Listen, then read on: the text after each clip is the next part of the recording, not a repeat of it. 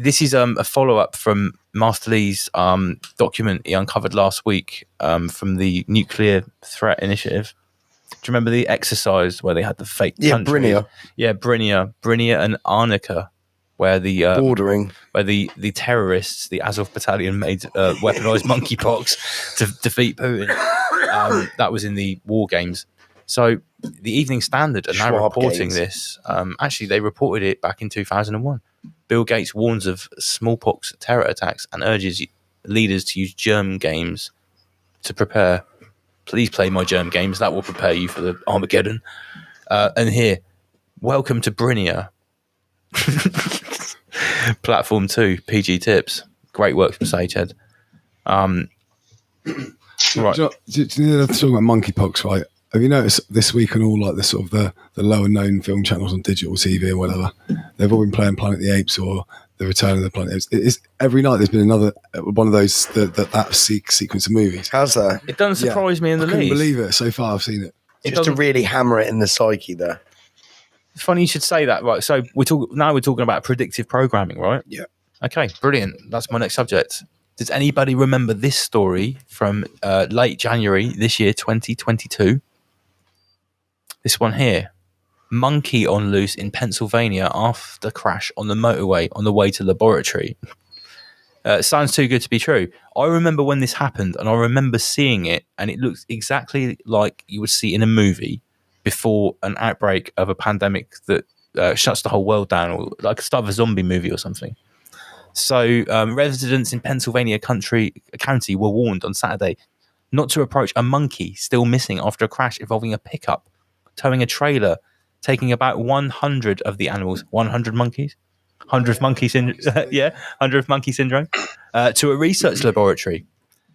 So these 100 monkeys were on their way to a research laboratory. The 100 monkey study, come on. For a 100 monkey study in boxes in this trailer. Out of 100, 4 of them escaped, according to Peter. And it says 4 escaped with viruses, ? What? A curious onlooker of a vehicular accident on Pennsylvania Highway got the shock of a lifetime when she approached a crate she believed held a cat, cooing kitty kitty. This is what I saw in the interview. This woman goes up to an open crate thinking it's a box of kittens, and it's like a dangerous virus-ridden monkey. Wow. Jumps out. This happened in Pennsylvania. I'm not sure if it was 12 Monkeys or another film involving monkeys where there was a virus outbreak. That was in Pennsylvania as well. Someone corrects me in the live chat. Yeah, it was what film? Outbreak? Nah. 12 Monkeys. Probably 12 Monkeys. 12 Monkeys. Yeah, 12 Monkeys. There you go. Nice Bruce Willis connection there. Big up Sagehead. He's been in the media recently as well. With this monkeypox stuff, I keep getting these sort of flash visions of the global elite sitting around a table with a button, hesitating and doubting as to whether they're going to pull the trigger on this one. You know, they're sitting around looking at sort of the feedback they're getting from humanity, and they're like, should we do it? And they're like, oh, no, let's leave it another day. Oh, come on, let's do it. No. Should we do monkeypox next? Yeah, that's quite a cool concept, right? Do you know what it reminds me of? There's a film called Cabin in the Woods, where people go, these kids go into the woods, and these sort of zombies come to life after they open a book in the cellar. It's very classic horror. But what they realise is they're actually one of these. They've walked into an installation that is run by sort of like a dark project that's working for the global dark occultists, and they've got these installations all over the world, and they get these people in there, which are part of a sacrifice or a ritual. So they have like a hero, they have a virgin, they have a loser, a winner, and they have like a pool of whether they're going to get the zombies, they're going to get knifed by Jason type killers. Has anyone seen this film? And they're actually trying to appease the old gods, and they're all sat around, like Master Lee just said, saying, Janice. Yeah. Trying to appease Janice. Should we do a zombie apocalypse? Should we do virus pandemic? Should we do this? And they're actually betting on it. And it's energy harvesting, and it's also a sacrifice. So actually a really, really good film. It starts off as a very cheesy sort of archetypal horror, but then you realise, oh my God, it's something totally different. Yeah, Cabin in the Woods, fully recommend it. Cymatic says, yeah, that film is deep for sure. Favourite horror. And I don't even like the genre. Because the thing is, if they get it wrong this time, it's game over. Because I think they got it almost like 50-50 last time. I think this one, there's a lot more on it. And there's a lot more people that are aware. A lot more people actually research stuff now after the last 2 years. Yeah. Do you think that do you honestly think that they're going to push monkeypox as hard as they did Divok? Yeah, I think so. I think this is. I think they're going to as well. I think they've got to go for broke in some ways, out of desperation more than anything. I think they're losing. Me too. I think this is a desperate move. They're going to try, aren't they? They're going to. So look at this predictive programming here. There is no way to ensure that the monkeys are virus-free, and the state veterinary records show the monkeys in laboratories in the US have often been found with tuberculosis, Chagas disease, cholera, MRSA. Right, so in the chat room, Girly5 was saying that the woman who interacted with this monkey on the highway after the truck crashed in Pennsylvania, she died a month later on. So I had to quickly research that because I didn't hear about that. You Jamie'd that, yeah? Absolutely right, yeah. What did she die of? Well, it doesn't really say. She checked herself into the emergency room. Monkey coinciditis. More than likely. Monkeyditis. A simian strain of coinciditis. So, yeah, I mean, look at these pictures here. Let's have a look at these pictures. And people are saying that there's like big discrepancies with the story of like why was a crappy old like pickup truck like transporting these monkeys? Yeah, like virus-ridden monkeys. A pickup pulling a trailer, a driver of a pickup transporting monkeys. Yeah, there's some inconsistencies. It looked staged to me.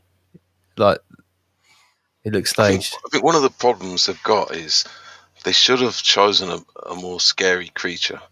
Monkeys, we kind of associate them, especially kids. They're kind of almost funny, you know. Whereas a bat is quite scary. They should have chosen something like a rat or a snake or spider. Do you know what I think this is? They're going to introduce maybe this monkeypox is really the end game, because you think how close we've been told we are to these monkeys and how we can easily, you know, transfer things like what we've had before, like, you know, Adrian, you know, and things like that. You know, they've been accused. I can see this as a route to that. You know, we're talking about the road to Adrian. The road to Adrian. Just out of interest, and this applies to the chat as well. Does anybody actually know anybody that's buying into the monkeypox? No, I'd like to know if anyone is. I've heard that there's a few people buying into it, but I don't think they're in the chat room. I've seen people online talking about people that they know buying into it, but like, I mean, I've said to like people that I work with and my mum that have been to the Britney Spears concert, I was like, right, who's got up for your monkeypox jabs? They're all like, you must be joking. So even some people that have been to 2 or 3 Britney Spears concerts think it's stupid as well. Yeah, and I think it's also triggered those that have been to the Britney Spears concert to realise it's not as they thought. It's almost backfiring. I'm yet to see a picture of someone. I'm yet to see a picture of someone on the news with monkeypox, apart from like a picture of some African person's hands from a stock image from Google from 2006, like this. Yeah. I mean, I've got friends on Facebook that have been to 3 concerts of the Britney Spears, and even they're mocking this monkeypox. That's what I mean. People aren't buying it this time. No, I don't think even if they were buying it, I don't think they'd put up with lockdowns and all of that shit again. Like closing a business and losing. Facebook has been utterly just flooded with just like, I've never seen so many memes for one subject. Like, I mean, monkeys are a bit, we can see them comedic, especially chimps, you know. So like here, and the stories they're pumping out as well. The NHS issues warning to anyone who eats meat as UK monkeypox case rise. Like, what are you actually suggesting? You get it from what you eat now? Don't forget you've got to wear a mask as well now. Oh yeah, and I haven't got the screenshot. I have seen a lot more people in masks recently. Do you know what the NHS have been caught doing? What? They've changed the definition of monkeypox. No, really? Yeah, I've seen all the screenshots. It's all over the place. Before this happened, the definition of monkeypox was a mild zootropic virus that is extremely rarely transferred from monkeys to humans and almost impossible to transfer from humans to humans, right? The new definition is like monkeypox is a dangerous virus that is easily spread from humans to humans. Wow. Yeah, they've literally rewrote the definition of it once again, like they did with pandemic, like they did with the definition of the... No, I wonder if, like Master Lee said about the testing, if it's all going to be about that. Well, what do you think test will diagnose monkeypox? Have a guess, comrade. The PCR. Obviously. If you're in control of your environment, you can control the narrative. So... Yeah, monkeypox, monkey packs, everything you need for fun-filled pandemic, banana-scented nasal swabs, surgical over mask for extra protection that goes over your mask, over your monkey mask, right, okay. Order today to get a free bunch of modified RNA bananas, only $33. This was from someone called Another Steve. He emailed this to me, this is someone new. And this is made by Another Steve as well. Only someone that watches Rise Above could come up with a meme like this. Yeah. You know that. It'll be all right, monkey. At least the media is telling us everything we need to know. But you know what? Here's a great one. So they're putting in the like gay scene, sexual disease narrative into the monkeypox mix, right?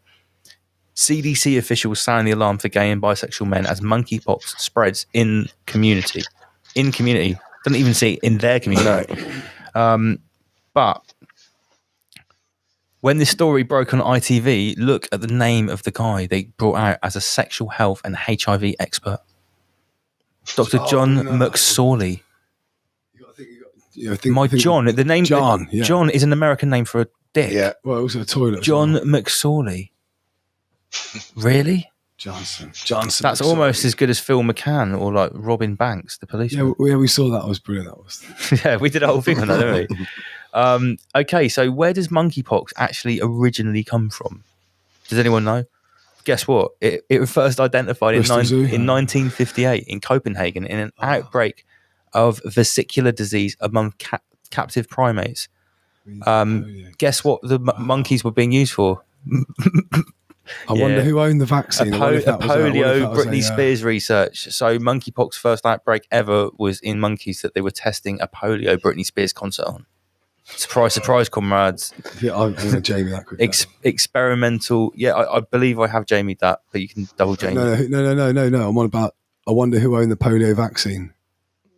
Oh right, yeah. See yeah, where I'm Jamie going with that. that, yeah? Okay, I guarantee it was probably Pfizer. The health chancellor. I thought I was thinking. Yeah, well, I don't know if Bill Gates wasn't into that stuff back then. And here's the icing on the cake. According to new resurfaced interviews with a former Russian army colonel, military scientists research using monkeypox as a bioweapon. So that's actually a play directly from that document that Inner Guardians brought last week. That monkeypox was actually developed by rogue terrorist state in a lab, but it wasn't developed in the big country, which would have been Russia. It was developed in the small little state, which would have been Ukraine, Arnica, right? So this is a little inversion there, which I thought was classic, just to end off my little clown show for this week. So this monkeypox thing ain't going away. Like you can see, you see how much meat is being put on the bone here. They're testing the water, aren't they? They're just dipping their toes in, seeing, like Master said, they're seeing how we react. And well, I know one thing of all the other things mentioned, whether it was bird flu, swine flu, Marburg, Schwab flu, bubonic plague, hyacinth bouquet, Adrian, hippopotamus. This seems to be the one that the protocols, like the WHO, have already said, if this escalates, we're going to have to do travel restrictions.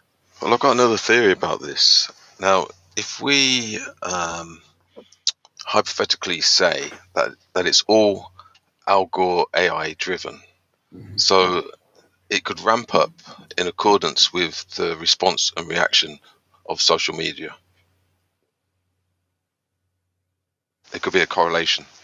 So we could actually, I guess you could say, we could be toning it down. contributing. No, we can affect it by displaying our sort of mockery of it. So you're saying you could actually fight the pandemic online? Yeah, because potentially it's all computer projections and predictions. Well, that's how Divock was spread. Yeah. Now, if they've gone to the next stage where it is being driven, maybe they've released their hands away from it, and they're just allowing the algorithms and the AI and Al Gore's to deliver this. So we could actually be keeping it at bay digitally, fighting the good fight. Yeah. Well, because the thing is, we kind of contradicting ourselves, because in one breath we're saying, it's all about the AI, it's all about the algorithms, it's all about the digital bots, the archons, the digital archons, and then we're saying, well, there's a bunch of old men in black suits plotting agendas. Well, which is true? Was it a bit of both? Or is there a transference of power? So maybe in the 90s, 2000, it was the old men in black suits, and they're slowly handing over power to the algorithms. Perhaps that's what the Great Reset is actually all about, the transference of power. Yeah. To the and maybe digital we're at the divot. tipping point. This could be the tipping point of the handover. Hence why there's a sort of delay and pause or hesitation and doubt on their behalf. Well, I think you're absolutely right in that at the end of the day, right, if people were reacting to monkeypox, the way they reacted to monkeypox, if they reacted to Divock like that online in early 2020, then there might not have been so many people that were actually the prey of the Divock and brainwashed and lost their souls and lost their identity. I still think that 2020, the original Divok plot could have been done and dusted within 48 hours had people responded and not reacted. So, as an example, I always said I think it was March 2020, when they were pumping out how deadly this was, that everybody, and I mean everybody, should have said, well, if it's that deadly, I ain't going out. And everybody should have stayed in. And I mean everybody. Yeah, that would have fucked it, wouldn't it? Yeah. Because did you notice how selective they were about, it's so deadly, don't go out, don't do this, don't do that. But it's okay if you're emptying the bins, it's okay if you're going to... If you're keeping the cogs going. If you're working in the petrol station. Yeah. They were very and how many of those people died? Well, this is what Steve was saying. Since I Dread, he was working within the sort of like rubbish clearance and that sort of stuff industry as well, and he said no one got ill. And they were dealing with people's waste. Yeah, every day. Waste disposal. Some people were using it as an excuse to have a day off, but they weren't ill. And what they should have, what we could have done as a collective, we could have forced, say, the transport minister to drive the trucks, the health minister to stand in the hospital. That's what we should. That's exactly what we should have done, Lee. We should have inverted it back on them. Are you saying it's our fault for not following the rules? Yes, exactly. Yeah. 100% behind that. Damn, we should have instead everything the COVID union said. That should really be the message. Give them like standing up. Yeah, give them a taste of their own medicine. Yeah, over deliver. Oh right. Crown Jewels is saying that document claimed that the lockdown for monkeypox happened on June 12th. Oh, Yeah. But like I say, that was done last year, so they've had like nearly a year, I guess, to test the water, and maybe it's not going according to plan. And like I say, we can't have it both ways. So, are we making a difference or not? I think we are. So therefore, there's going to be a disruption to their agenda. If we're not making any impact whatsoever, we might as well just give up now. I think we are making a massive impact. Yeah, I think so. Absolutely. This is what like someone that was having a go at me last year said. It's like, you're pathetic. You think making stupid videos and speeches is going to change what the government's doing. I said, you're stupid. I would never attempt to change what the government's doing. That's idiotic. I'm trying to change people's reaction or perception of what is happening. The change happens in the minds of people, not with what the parasite's doing. Yeah, and the change is also happening from their own hands. I mean, I'm starting to meet lots of, well, I won't say lots, but people almost on a daily basis now that have even taken the 3 concerts and they're regretting it. And they're starting I know a few people that have done the full Britney tour. And they wish they hadn't. We have people that watch this show that have been to 2 concerts because they felt like they had to keep their job or whatever, and they gutted about it, and they knew, but they were backed into a corner. So it's the saddest story in the world, isn't it? It is the saddest story in the world, and we might take the piss out of everything on this show, and we try to do it equally to everything. But at the end of the day, we know that some people were backed into a corner, and they had to do it as well, and they should be more angry about what's going on than anyone, than us. Yeah, they should be having more platforms. And I think that might be almost like a second tidal wave or something, where those that feel deceived. I mean, personally, I don't actually feel deceived because I wasn't deceived. I saw straight through it. No, me too. I feel empowered. I feel like I trust my judgment now better than ever before.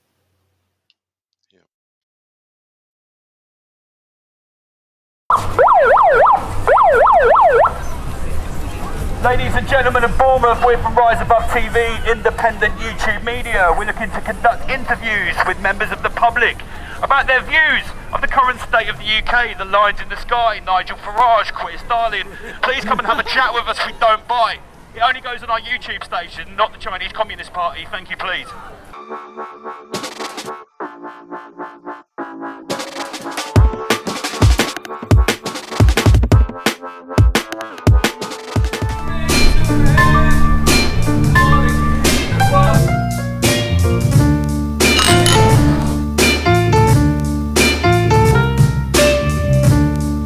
PG and myself are here, Rise Above TV. We're inviting people to come and speak to us to answer questions about the state of the UK. And we have a megaphone. Rise Above TV is in Bournemouth Square right now, so come and get your interviews with us, where we go deep down rabbit holes.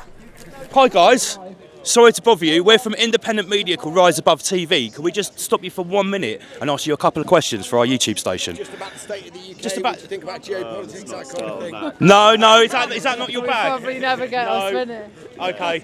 That's our first blatant rejection. That's our first blatant rejection. But let's not take that to heart. We'll recapitulate. Me and PG are out here for the day. The police we've already asked the police if they would let us interview. They say absolutely no, not in uniform, so we can't interview them. They're just next to us. And they said not those questions you've got on that card as well. They're just here protecting us from the Christian right here. Are you interested in having a little chat with our YouTube station? 30 seconds, nothing too drastic. Go on, Ed. What do you think about Keir Starmer and his recent government decisions? Yeah, not good. You're not happy about it. No. What aren't you happy about? He's just a lying wanker. There we go. Lying wanker. There you go, that's it. Yeah. Okay. Thank you very much. Thank you for your time. That's a great start. Queer styling is a lying wanker, ladies and gents. That is independent public analysis of queer styling. Hello ladies and gentlemen, we're from Rise Above TV, independent media on YouTube, and we are inviting the public to come and speak to us and answer a few questions about the current state of the UK. A lot has happened in 2025, and we're here to gather people's opinions and their thoughts about the state of the UK. Don't be shy. Come and grab a lanyard. Come and have a chat to us. You might even get a free lanyard or a sticker. Thank you very much. So what's your name, mate? Lamsky. Lamsky, pleased to meet you. Right, 2025 in the UK, a lot has happened. I'm going to ask you a question. Keir Starling or Nigel Farage? Neither of them. Neither of them. Yeah, they're both the same. They're all the interests of Two big sides of the business. same coin. Yeah. Well, I mean, I wouldn't say go that far, but they're similar. And Farage is pushing the agenda rightwards, and Keir Starmer's following him to grab his votes. And Farage is trying to grab the Labour votes. Neither of them are the answer to the problems of society. They're both scapegoating refugees and migrants when the real criminals of the state, the billionaires and the billionaire press barons and the arms trade people, they're the ones causing the wars, they're the ones causing the immigration and the migrants fleeing war and persecution. And basically, they're all the same. It's all imperialism in different shades of imperialism. What do you think about the current state of the immigration, particularly in Bournemouth? Are you from Bournemouth, Hansky? I'm from South Wales originally. I've been down here 26 years. I think that people fleeing war and persecution got the right to claim asylum. Basically, it was a human right. It was brought about as law in 1955 because of what happened in Nazi Germany in the Second World War, and to stop people from being persecuted, so they had somewhere safe to flee to. Basically. Do you think the immigrants currently coming over on the small boats that we see coming into Dover every day, and they're being housed in hotels paid by the taxpayer, do you think they're fleeing persecution, or do you think they're economic migrants maybe? No, I think they're fleeing persecution. I think the whole situation was created by Bush and Blair after 9/11 when they attacked Iraq. It's all been caused by capitalism is the problem. Capitalism is the enemy of ordinary people. If it wasn't for the wars that they created in Iraq, Afghanistan and places around the Middle East, these people would still be living in their hometowns, working and living a normal life. And they had to flee. They became refugees. They're called refugees, but really they're just ordinary people. So should we just go? What do you think should be done about the situation? I think that we need to get rid of the regimes of the West. We need to have socialism in as many countries as we can, and start solving the problems created by imperialism and capitalism. Do you not think that importing lots of disenfranchised people from war zones and failed states might be a really good way to actually make socialism happen by crashing the capitalist system? No, that's the wrong way about going about it. Socialism can only come from grassroots, ordinary working class struggle. The fact of the matter is that people are being punched down upon by people in the press and the government. But socialists, as international socialists, we punch up. The problem is capitalism. Nigel Farage will abolish the NHS if he comes into power, and that's a system. The NHS is there put in place so that workers can actually afford healthcare. If it wasn't for the NHS, people would not be able to afford healthcare. It'd be like America, where people go under because of debt, because because they got ill or sick or they had an accident, stuff like that. The fact of the matter is, over the last 30 odd years, maybe 40 since Thatcher, successive governments have attacked working class institutions like the NHS, like the trade unions, pushing down wages and conditions in the workplace, and doing all the things that against the workers that they hated, that we created out of the struggle of the working class from time immemorial. Now, you just said the working class struggle should be the grassroots foundation of socialism, right? Why is it that so many international billionaires are pushing these social/communistic values? They're not, that's propaganda. Billionaires don't push socialist, communist ideals. What about open borders? Isn't that socialism? Isn't that a communist socialist ideal? Yeah, but the billionaires have been punching down on people, and that's what Brexit was all about, to close the borders, to stop people having freedom of movement. That's nothing socialist, that's not grassroots. What about George Soros? He spends hundreds of millions every year pushing open borders and the migration of people from east to west. He's a billionaire, isn't he? Yeah, but I haven't heard of him. You've never heard of George Soros? No. Oh mate, if you could take the time, Simpson, if you could scan the QR code. My QR code don't work on my phone. If you just go to our website, it says Rise Above on YouTube. TV. If you want to just take a picture of that maybe on your phone or whatever. And I just want to say thank you very much for being the first person awesome to come answers. and take time to speak to us. Yeah. We're here to speak to people from all different ideologies, well, I mean, all different backgrounds. People will have different opinions to me.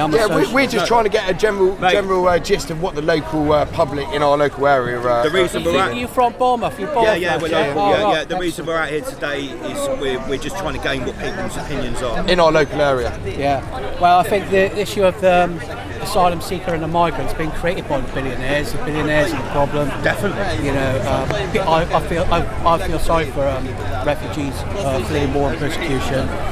Look what's happening in Palestine. The difference is people in Palestine have got no way of escaping the bombs, and they're being genocided. They could be refugees, they could flee, but nobody's there for them.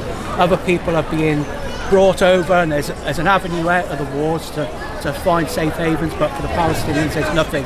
And the billionaires, they don't care. Trump is always going on about how terrible Ukraine is and loads of people dying.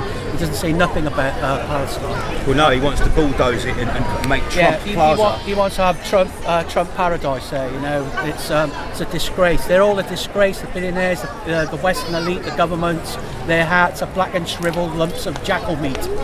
Thank you very much for talking to us. Thank you very much. Cheers. Excuse me, ladies. You've got 30 seconds to talk to us. We're from YouTube. We're from Rise Above TV. Just some questions about the current state of the UK. We thought you might want to just really quickly. 30 seconds. Go on. 30 seconds. Go on, guys, we just want to ask you, what do you think of the current government, Keir Starmer, and his current regime? I don't know a lot about it. Well,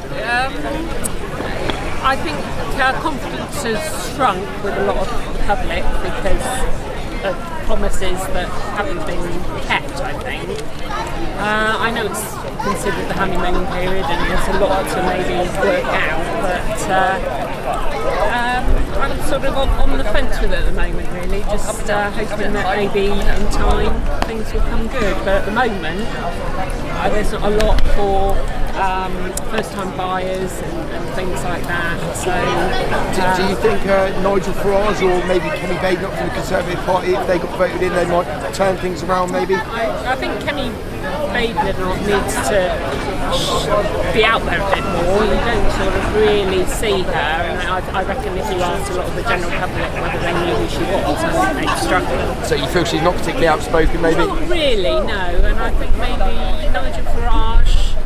Yeah, he offers things that sound quite exciting.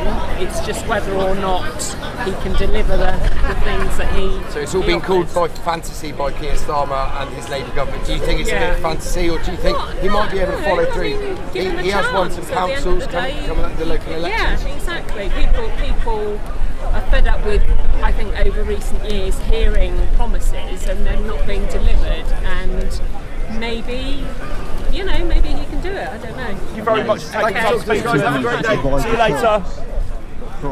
It's double you've heard of me, the flow's poison, liquid mercury. Hear my voice when I curse this beat, I let it moisten before surgery. QE in charge, repeat offender, for revealing elitist agenda. Still at large, delete the data, success or defeat or retreat or surrender.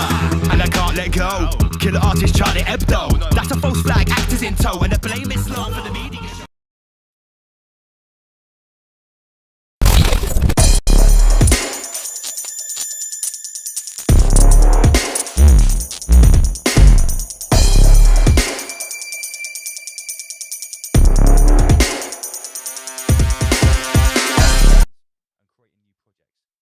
Our special guests this evening are the Nowhere Brothers, Luke and Baz.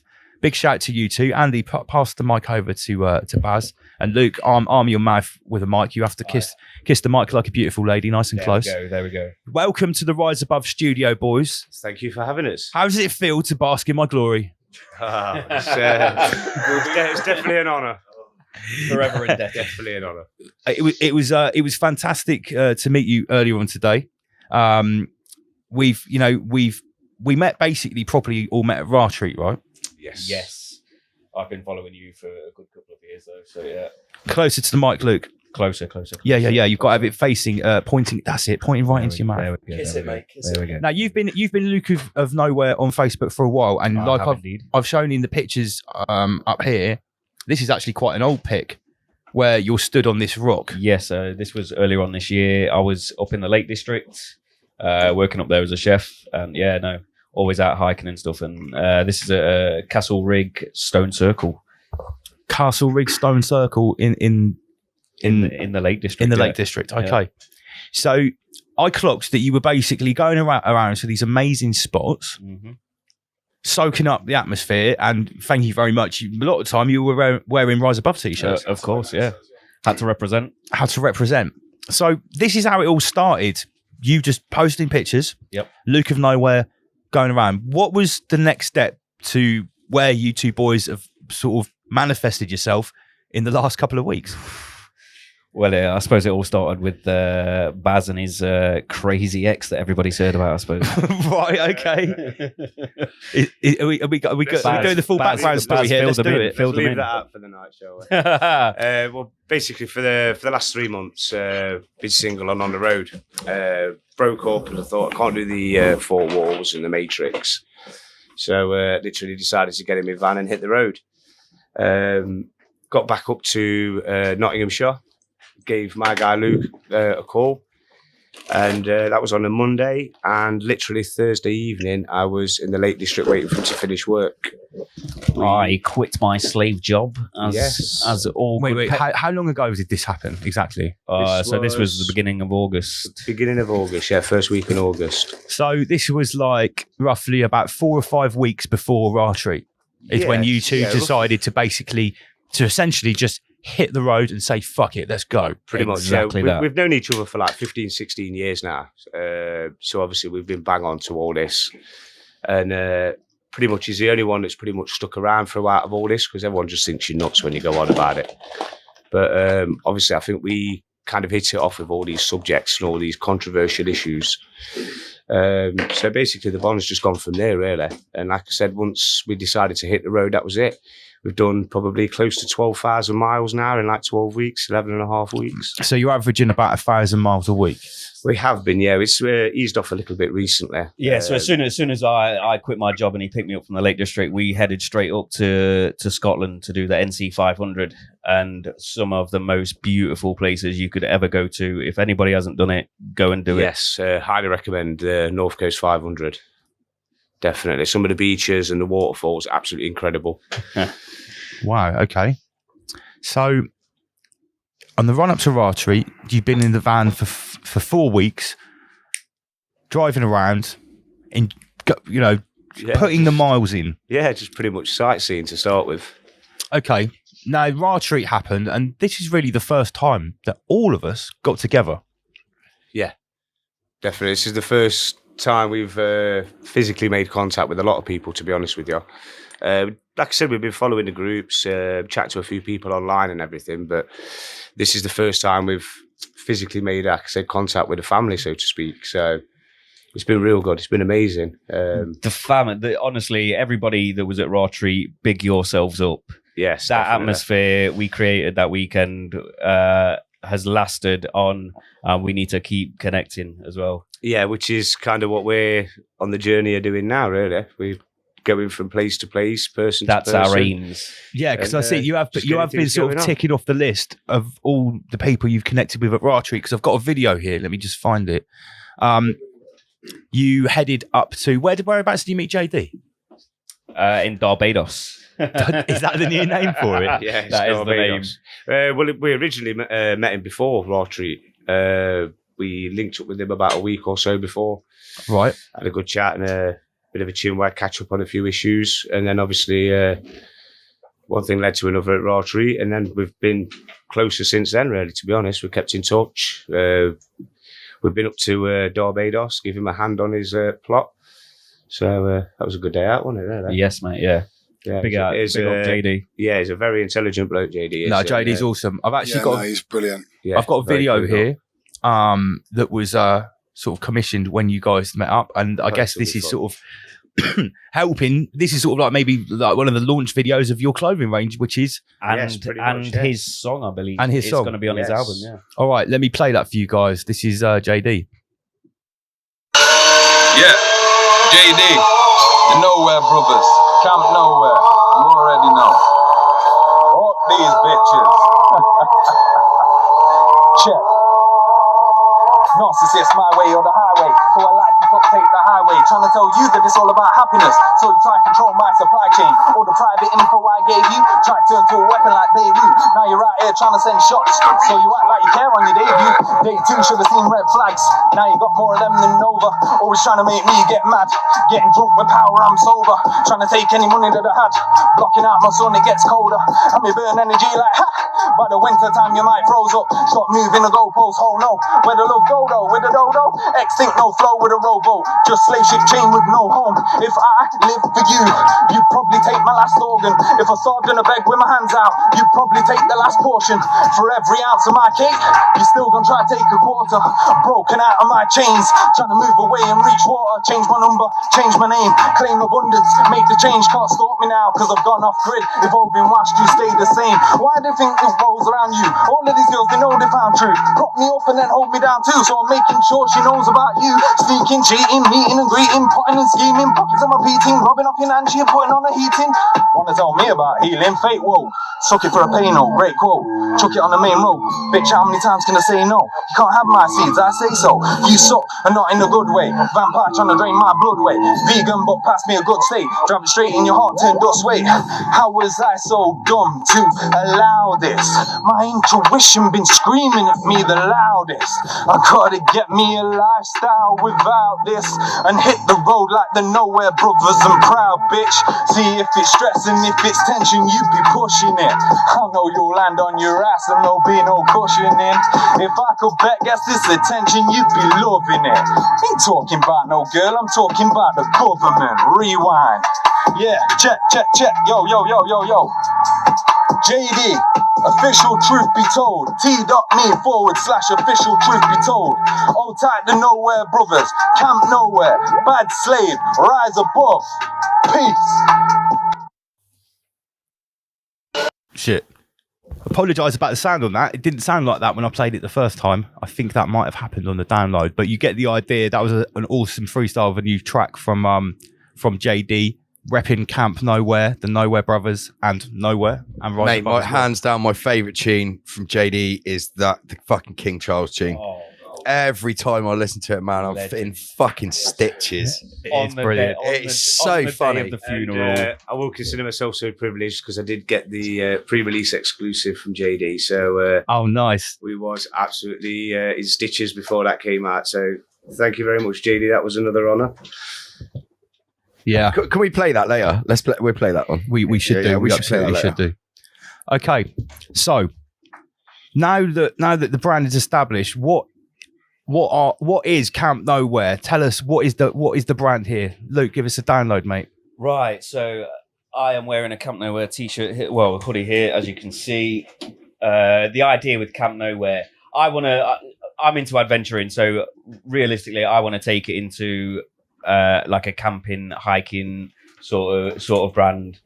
We want to start, you know what I mean, like going on that sort of way, but also we want to start getting on the road and start going up and meeting with people and actually linking up these real people, the conscious artists, and actually doing a little bit of filming and just keeping connecting everyone. Well, I guess you guys are in sort of like a unique position because you are on the road, as it were, and constantly traveling and putting the miles in, that you've never you've never got that excuse to not go and physically meet people because that's just what you're doing. Exactly. Yeah. Like I say, obviously, we've both quit slavery.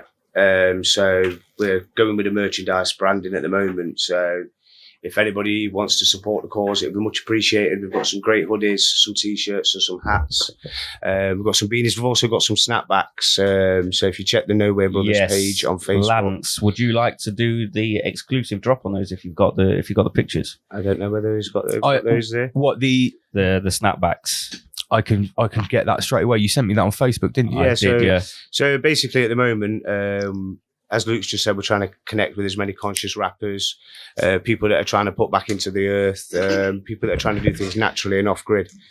There's a lot of people that want to break away from the system that haven't got the confidence or the knowledge to do so.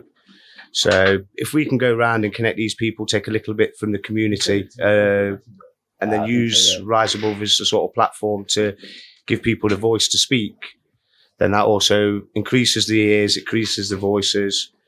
And then if we can get these little communities built in these different areas across the country, as each circle grows, it's only naturally going to be a period of time before we're all physically connecting with each other. Because like I say, it's all right having these events and these podcasts and everything are great. But until you physically meet these people yourselves, you've got no idea of how genuine they are. And it's polar opposites to norm world, isn't it? And big shout out to the people of Bournemouth. The people that I've met since I've been here this week have been mind blowing. The hospitality of the people here is amazing, especially of the Raw Treat family, and they know who they are. I'm really pleased you say that, actually, because Bournemouth used to have a quite pretentious sort of outlook. This is what I was saying to them earlier on. But it's changing, People are becoming a bit more down to earth. Got a picture of you linking up with Big Dave. Yes. Oh, my man, David, big up yourself. Yes. The big guy himself. Honestly, the big man himself. That family is fucking solid, aren't they? They really are. They really are. From the minute we got there, the kids, everybody was just so welcoming. And yeah, the guy's amazing. Yeah, Ross Hull's got a comment here saying, I hope these communities happen. Ross, I think what we're trying to show is that these communities are already happening. We have already created this community, right? And what these guys are basically going to try and do for us is be like, like RA liaison officers, the Nowhere Brothers. Ambassadors. Yeah, the ambassadors, mate. I've been talking about a big plan that I've got, and big shout to Helen for coming up with a name for me. I won't mention it. I've spoken to it about a couple of people here, but I'm going to unveil it in the new year. And the thing is, we have huge plans stretching out over a long period of time. And as far as I'm exactly concerned, the same as the dark occultists, exactly the same. I wanted to say this to the Nowhere Bros earlier on, and I didn't get a chance when we met at lunchtime. Lee, do you remember in late 2020, or maybe late 2020, early 2021, when we were starting to say things about start to form your networks, make your small groups of people that you're going to physically meet up with. Well, the fact is that I think that now we're already well on the way. I think we've already started that. We're already doing that. The community's already there. What we're doing now is cementing these links and making them viable, tangible, and physical. Creating options. Yeah. Don't forget, this still takes a bit of courage to do so, guys.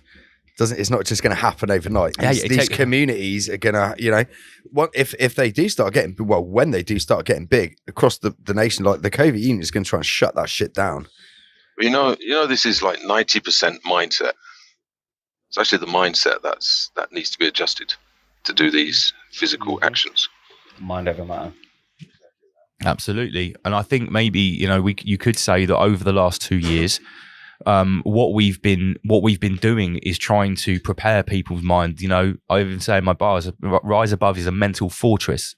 It's so tall you can't storm us, not even climb at a pile of glorious corpses. You build that wall so tall that once you become impenetrable and impervious to these non-physical attacks that Lee has been mentoring me about before even I started talking about it in the videos, before the live shows. This is how long I've been thinking about this and been putting this into action with the help of Master Lee. But once that mental fortress is built, then it's time to build some towers and parapets and some battlements. Okay, and I think that's what we're doing now, and it's great to see guys like Luke and Baz basically putting their money where their mouth is, risking everything, saying, right, yeah, I love that we've exited the slave system. You just got to do it one day, haven't you? It's like I say, pretty much circumstances fell as they fell, and it was a choice of get myself back into full-time slavery, because I was kind of living off-grid myself anyway. So I was taking steps towards that, but it just wasn't the right time, the right person, the right situation. But I continued pursuing that because I want to break away from the society and the system, but I don't want to break away from the community. This is what a lot of people don't understand is when you talk about going off-grid, they automatically assume that you're going to be living in a little cabin in the woods on your own, miles and miles away from everybody. And that might be somebody's idea of perfection. And yeah, it would be great. But to do it on your own it's just delusional to even think that you could just step out of the real world. Well, step out of the delusional world into the real world and do things yourself on your own. So this is where the community support comes in, because there's things that you're never going to know, things that you're never going to be able to do, or things that you can't provide for yourself. So if we can get these networks, we can look at and seriously consider going back into the bartering schemes where you provide something for somebody else, they provide for you. It doesn't have to all be commercial. So any honey makers, anybody that's into crafts, get in touch with us. We want to come and see you. We want to start linking this community. Yeah, people that are filtering their own water, collecting rainwater, making reverse osmosis systems to clean it and stuff like that. That's all part of it. Generating electricity, even building and stuff like that. People that are going to go off grid. Some people don't know how to build. Yeah. And, how are you going to build any shelter? That's what the bartering system. Goods and services in exchange for goods and services, as opposed to giving people a fucking worthless note. And think about it like this. Imagine if in a not too distant future, we have the next level of the internet, plus some sort of Schwabian crypto shekel credit score system, where CBDC, where basically what I'm trying to get towards you. We could be in a place where it's impossible to have independent trade and actually make online purchases. I know that sounds crazy right now, but it's not. If you're a subversive in communist China, you try and having an Etsy account and selling your Schwab crystals. Yeah, good luck, comrade. So the fact is that you boys could already be cornering a market for these artisan craftspeople and producers of whether it's food, clothes, whatever. But guess what happened before we had the internet? There were traveling traders and traders. People that were constantly on the road and traveling, they were like a shop. Anytime these people rocked up in town, guys, what have you got? What do you want to trade? Exactly, that's how things exactly, yeah. So you could already be cornering a market that hasn't even started to happen yet. And this is the black market that I've talked about. It's from the moment that I coined the term the Soviet Union in July 2020, when I was out on the street with those weasels, those COVID wardens. It could be a physical rabe. Exactly. Yeah. Give me a button. Right here, right now is where we draw the line. Exactly, comrades. Right here, right now. Thank you, Greta. Great show so far, boys. Here's another one for you. Ramazan. Ramazan. I read a report: 33 million people in Britain are mentally ill. No, they're not. Yes. I need some more. We've got to take on old Bezos and his cronies. Yeah, well, this is how you rise above having to buy everything from Amazon. Yeah. The Nowhere Brothers in town. What have we got? That'll take some fresh eggs that have just come from the chickens. Get the milk. Get some of that preserved foods that we just preserved last week. Let's see what the traveling traders have got. In my head, when I think about the Nowhere Brothers progression, in a few years' time, they could just be traveling around with a fucking convoy of like JD Gorilla teaching people how to grow food, like a caravan of Master Lee teaching self-defense, artists. All sorts going on. Little convoy visiting town to town. So yeah, we're not just talking about it, people. This is solution. We always talk about being solutions based. Yeah. So I'm gonna. Can I just ask the Nowhere Brothers? Are you interested in doing some combat training? Of course. You're up for that, yeah? Did you just get an offer of combat training from Sensei?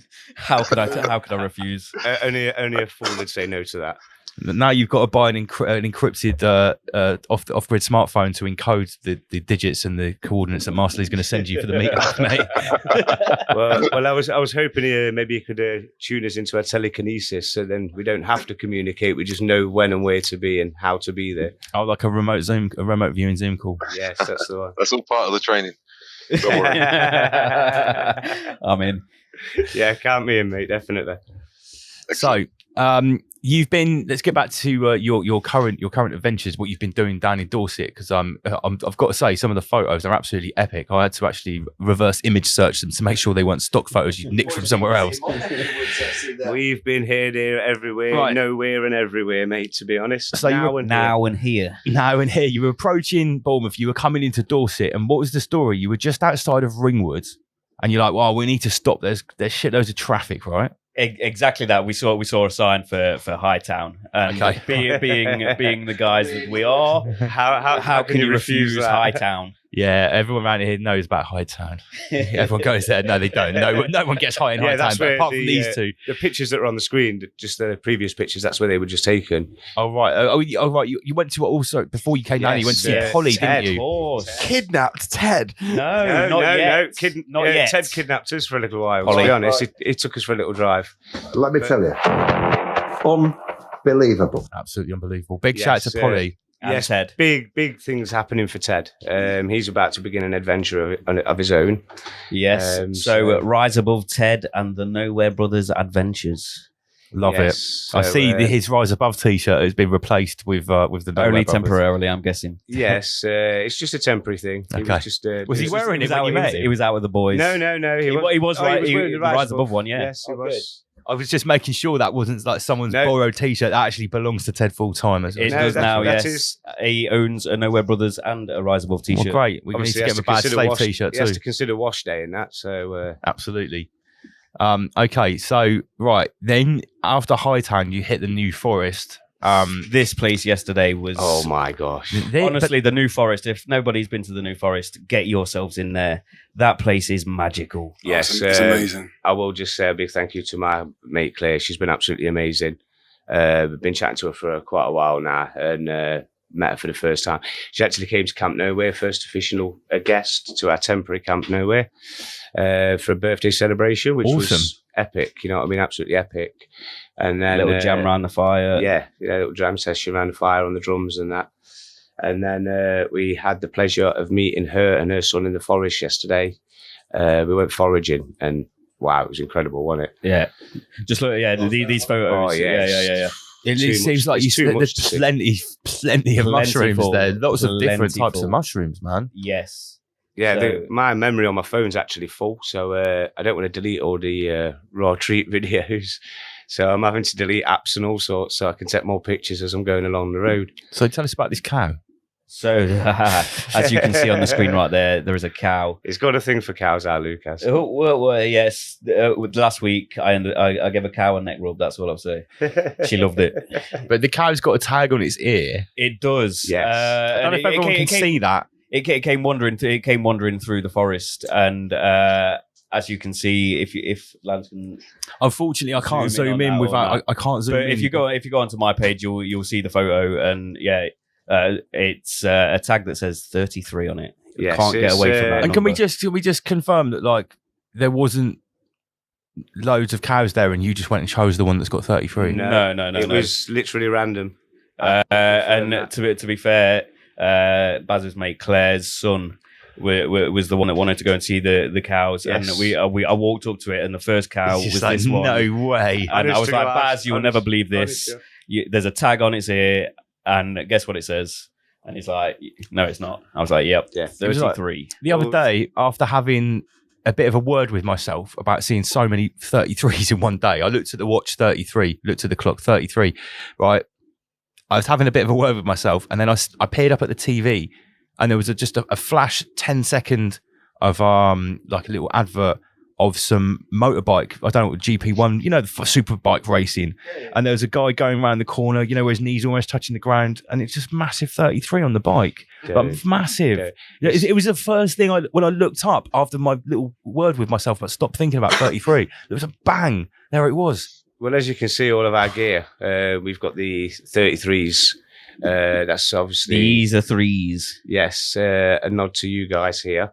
But like I said, since this, it's just been absolutely crazy. You could not make it up, honestly. I do feel partially responsible. Well, not just me. It's the whole team. You did come up with the phrase at the Nowhere Brothers. Yes, as you said, I was Luke of Nowhere on Facebook for a long time, and then as Lance, the first time I saw Lance at Raw Treat, he walks up to the van where me and Baz are. That's a whole nother story. A little backstage area. But yeah, he walks up and he says, "So this is the Nowhere Brothers wagon." And ever since then, the Nowhere Brothers, and it's taken a life of its own, and it's going.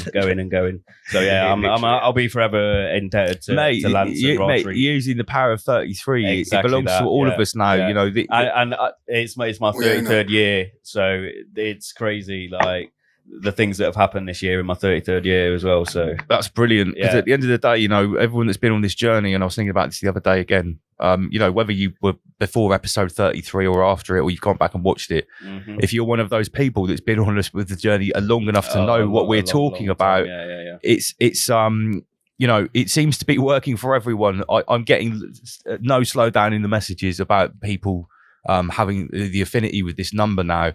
And actually them seeing it as a massive positive thing in their life. It's kind of crazy, because at the first people were a little bit shook up by it, and some people were actually quite scared. They were messaging me in bits. I can't stop seeing it. What have you done? What have you done to me? your mind control. Have you programmed me? As soon as we left Raw Treat, we stayed in Bournemouth tonight, and we got to the place where we were staying, and there's a blue like camper van with 333 on the back of the van. Yeah, literally a random spot. Boscombe Seafront, just pulled up, and it wasn't until we stopped and actually got out, stuck the kettle on, and then we looked over the road, and then we spotted it. So it was like, we're gonna have to. And we are now connected on Facebook through Bear Parker through that as well. So big shout to Bear and Mrs. Lucid as well. It's crazy. Getting back to Raw Treat, you boys had some premium parking there, didn't you? It's absolutely freezing. I think, how did that even happen? Say that. Well, I think it's. He rocked up with Terra Slim. This is no. Listen, I was on gate duties at the time, and this is part of like the creation of the Nowhere Brothers. That it's rolled in. I was like, oh, all right, Luke, what's up? And he's like, and I was like, you haven't got a stall, have you? He's like, no, we got some stuff for Terra Slim. And I was like, okay, yeah, just park over there a minute. Before I knew it, it was the official Nowhere Brothers spot. Backstage room. You could not make it up, honestly. Yeah, right. You was like you were guarding the tap. I had to come and have a chat every morning to brush my teeth and do my tap shower. Like, it's great. Just looking after the general. Yeah, it was brilliant. Yeah, so you know, lots of things were born at Raw Treat, and you know, if we can provide the birthing chamber, holy shit. God Vag dropped a new video 6 hours ago. No. Yes, he did. No. Yeah, it's called Horus's Back. Have a look right now. Do you know what made me thinking about? I was thinking about the cosmic vulva, like the God Vag. That's what made me think. I think God Vag, holy shit. But things were so hectic earlier on trying to get the show underway. Fuck, he has. Yeah, he has. He has. Big shout out to Wim. Mate, we can't wait to watch it. We honestly can't wait. It's already had 9.9 thousand views. Not bad. Wow. There's a lot of people got a taste for the Vag. Once you taste it, you can't go back. That's the thing. So what problems and what tribulations or trials have you faced? What's been difficult for you since you have taken it off grid, gone on the road? What was unexpected? Well, the first night in Scotland was a bit of a... The very first night? The very first night, yeah. There was a lot of restricted parking. They don't tend to like people in camp. So by the end of the first night, we were only at the locks. So yeah, we were travelling around trying to find a place to park. And it is a long drive, let me tell you that. It might be the North Coast 500, but it was just miles to actually start the 500, so... Yeah, of course. You have to get there first, and then it's 500 miles. So we stopped off at the locks for the night. I don't know if anybody's seen the video, but go on to the Wild Wandering Chef and check out the video. I was cooking salmon and trout stir fry, and after that night, we'd gone down this track. We didn't think anything of it. A tractor goes past us, didn't say anything to us. So we carried on, stayed the night. And then the next morning, we get up to get out, drive back down this road. We get to the end, and there's a gate, and it's locked. Yeah. Oh, what? Padlocks. Yeah. Padlocks. It was about probably and it was on a 4 mile Saturday. You know what I mean? So we were thinking, oh my God, we're going to be stuck here all weekend. You know what I mean? Yes. And then Baz opens the van and gets the key out. Yeah, we had to get the key and escape ourselves from nature, which is not something I'd ever thought I'd have to do, to be honest with you. being a builder, he had a crowbar in his van. I thought the key might be a metaphor. Of course. Yes, opened up the lock. Oh, you'd whip out some bolt croppers, mate. Unfortunately, we only had a crowbar, but it was good enough to do the job. Yeah, so we had to break out from that. So you got locked in on someone's private land, I guess, on the first night. Yeah, I'm guessing so, but it was on the side of a lock, so we thought nothing of it. Yeah, like I said, obviously the blokes come past in his tractor. We've had to pull into the lay-by to let him come past. Nobody said anything about it being a private road or a gated road or anything. The ironic thing is once we've settled camp for the night, we've got the table out. My guy's here cooking, and I'm obviously doing the honours, doing the business for us. The tractor's come back past. He's obviously seen us set up for the night, so he's obviously been giggling to himself. He knows what he's done. And I'll teach them. Townies. Exactly that. So we had to make our way free from that. But yeah, it's obviously like distance. That's one major thing that's a bit of a problem. Yeah, I love driving, but I quit my job. I had a nice little bit of savings, but fuel is not cheap anymore. No, it's absolutely. You're using gas cookers. Yeah, we've got gas cooker and things like that. We've got the basics in the van that we need. If you need a supply of Russian gas bottles, let me know. Yes. Thank you very much, Lee. We'll have to tap into the pipeline at some point, I think. Stolen from the Nord Stream. Well, we could put that on our radar for a visit one day, maybe. If we go international. Oh, No. Someone's commenting if I get a blue hat, I could work for the UN. As you can see, my hat has got the colours of Ukraine on it. It's where we beat the Ukrainian Nazis in 1945. That's right. Well, I probably shouldn't say that. Okay. You had a bit of a Mark Zuckerberg infringement, didn't you, Baz? For it was an honest mistake. Honest mistake. You made it like your profile picture, your background. You know when you're typing fast, it's quite easy to press the wrong letter in it. I mistakenly pressed an N instead of a Y. I was just freezing for Yahtzee, but I see. Facebook didn't see it that way, and my keyboard's broke, so I can't seem to edit it back to my original thought. So that's hence the new profile.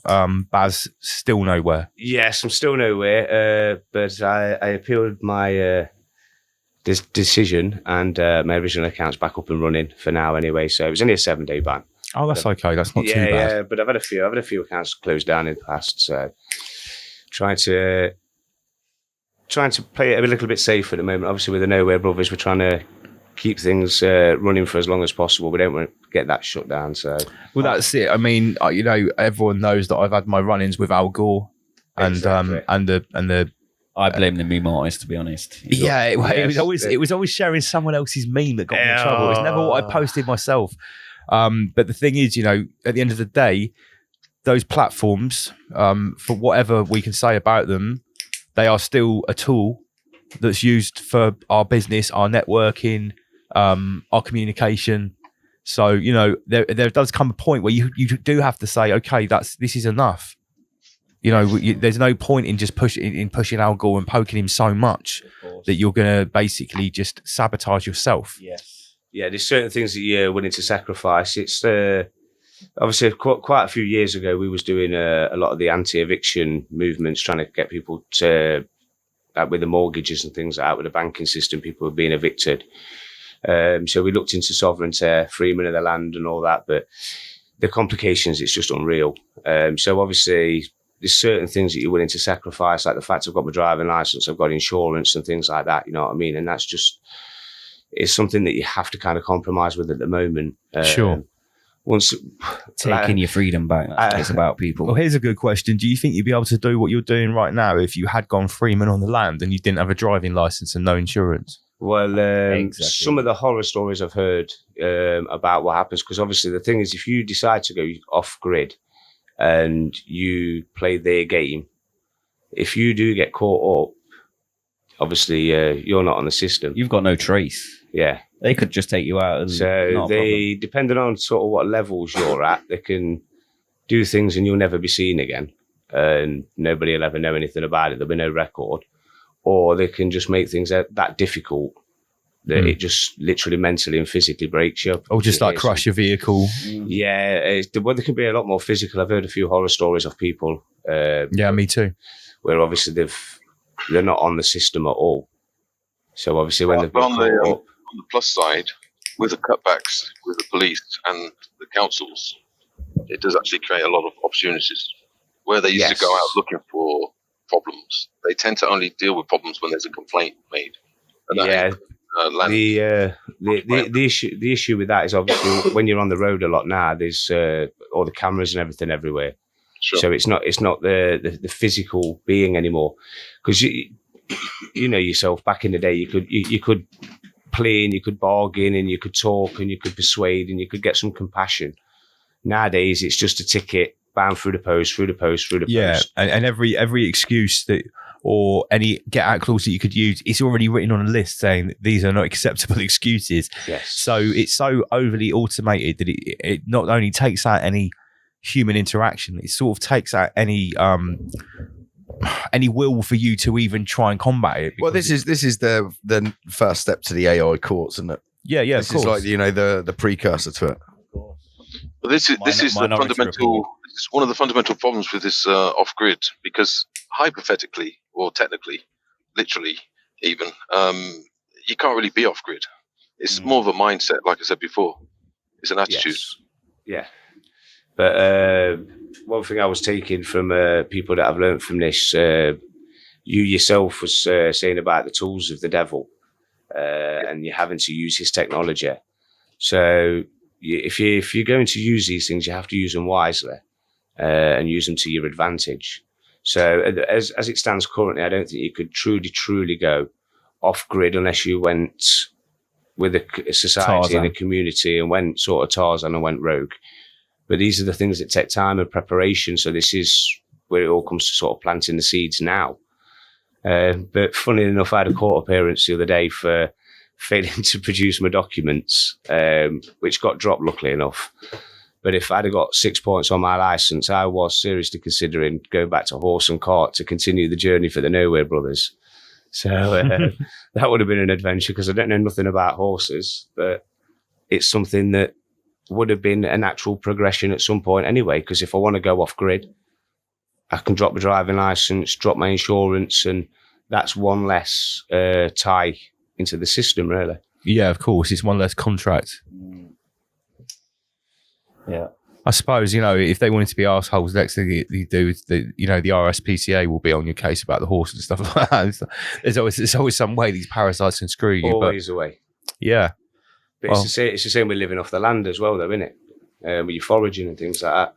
Yeah, So funny you should say that. So in the New Forest now, since 2018, you are actually no longer allowed, quote unquote, allowed to pick mushrooms. You see the sack that they got, unless they're for educational purposes, like educational. Yeah, like if Jack from Forage for Knowledge went out and did a foraging walk, he's allowed to pick 2 kilos. That's it. Wow. For the whole foraging walk. Right. Okay. That's what I mean by.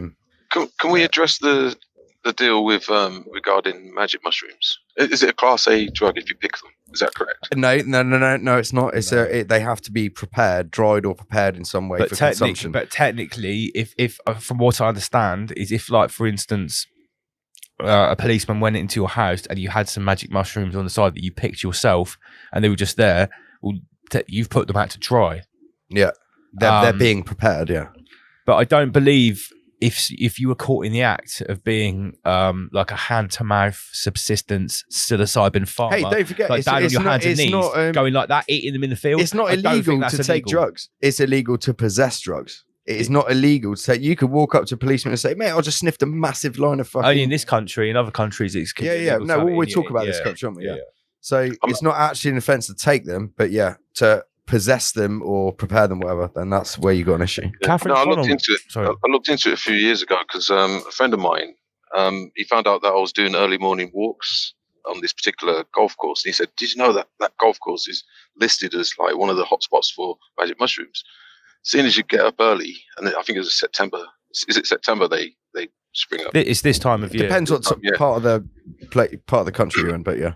Yeah, he said, "Can you get me some at 6 o'clock in the morning or whatever time it was?" And I was like, "Yeah, I'll have a look around." Anyway, I was looking around at the ground, and this groundsman come over on his lawnmower thing. He says, "What are you doing?" I said, "Oh, nothing. I've dropped some money or something like that." I said to him, and he goes, "Oh, you're looking for mushrooms, aren't you?" I said, "No." And he said, "You might find any." I said, "Why?" He says, "Oh, because we spray them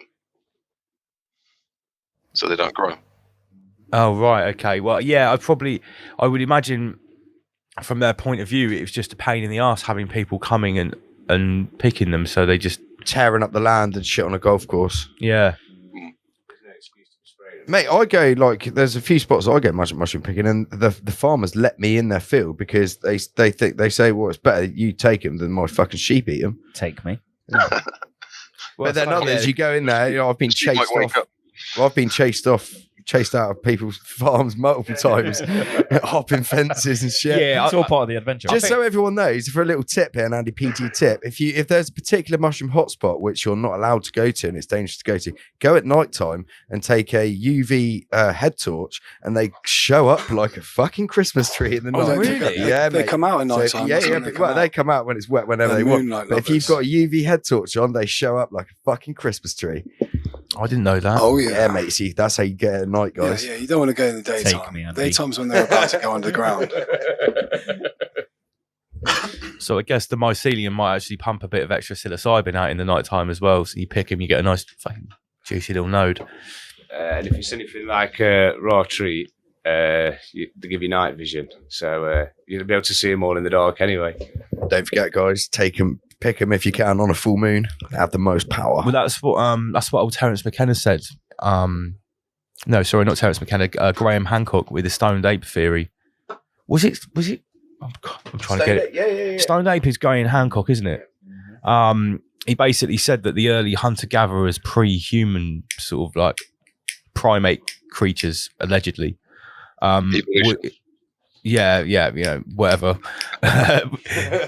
He said theoretically. I'm not saying I agree with this all the way, but he said, if they would to eat a small or a moderate amount of psilocybin mushrooms, the two main things that happen is they would become more sexually driven, and their eyesight with their focused eyesight increases. So for eye straightforward predators, it actually makes them better at hunting. So the sort of idea is that could have helped them to evolve. I remember years ago, I was listening to one of Joe Rogan's podcasts, and he was talking about a friend he's got who he trains with, who's a kickboxer, and he says that he takes microdoses magic mushrooms, and he says that he can almost predict before they do it their next strike. Oh wow! Yeah. Just a very small amount. Not that you would get any psychoactive feeling out of it, but go on, Lee. Do you want to talk to that? This became a big thing in the UFC. A lot of the fighters were taking microdoses and then go running through the woods. It's meant to really heighten your perceptions, especially in the woods. PG shroom tips. Yeah, nice one, Donna. Yeah, I've heard that as well in the Guardians. A lot of even people that don't go to the woods, a lot of the tech people in Silicon Valley, in California, swear by microdosing. Apparently, I've read multiple articles about it. Going to the office every day, going into these totally synthetic environments, and getting to work on screens and using this microdosing. Someone gave me some microdoses at Ratree. It turned out they weren't micro. that was interesting. 33 grams. No, I wouldn't like to do 33 grams. Definitely not. 3.3 is more acceptable. Yeah, mate, that's what you want. 3.3, or a five dried heroic McKenna dose. That really sorts the men from the boys. Are we going to get some music from Homer Beats in a minute? Or has he just walked out? I reckon so, because it's a short show. It's already just disappeared. Oh, he'll be back any moment. Yeah, so it's great to have the Nowhere Brothers here in the studio. Tell everyone how people can get hold of your merchandise. Have we had any links up here? Yeah, Sam Carney did put up a link earlier. However, it said Nowhere Brothers Bandcamp. No, that was I think that was a mistake. Yeah. Yes, of course. So you can get us on Facebook at the Nowhere Brothers. Come and follow us there. You can message us there. We've got PayPal set up or bank transfer for merchandise. If you message me your PayPal link, yes, I can put it up so people, because on PayPal, when you send a payment, you can actually write a little note. They can just order things directly on PayPal, right? Of course, can you? I don't know if we've got that set up yet. We've literally just set that up. So. I mean, like if someone sent you, say, what is it? How much it cost for a T-shirt? 20 quid? Yeah, 25 quid? 20 quid. And if it's posted, obviously we're going to need to put postage on top of that. So if someone sends you £25 on PayPal, it will obviously have their name and address. Yep. And they can write a note. So like, I'm just trying to like streamline this for you. If someone wanted to order one of your T-shirts right now, of course, and we put a PayPal link up, and they wanted to support what you're doing, someone just said here, PayPal are shite right now.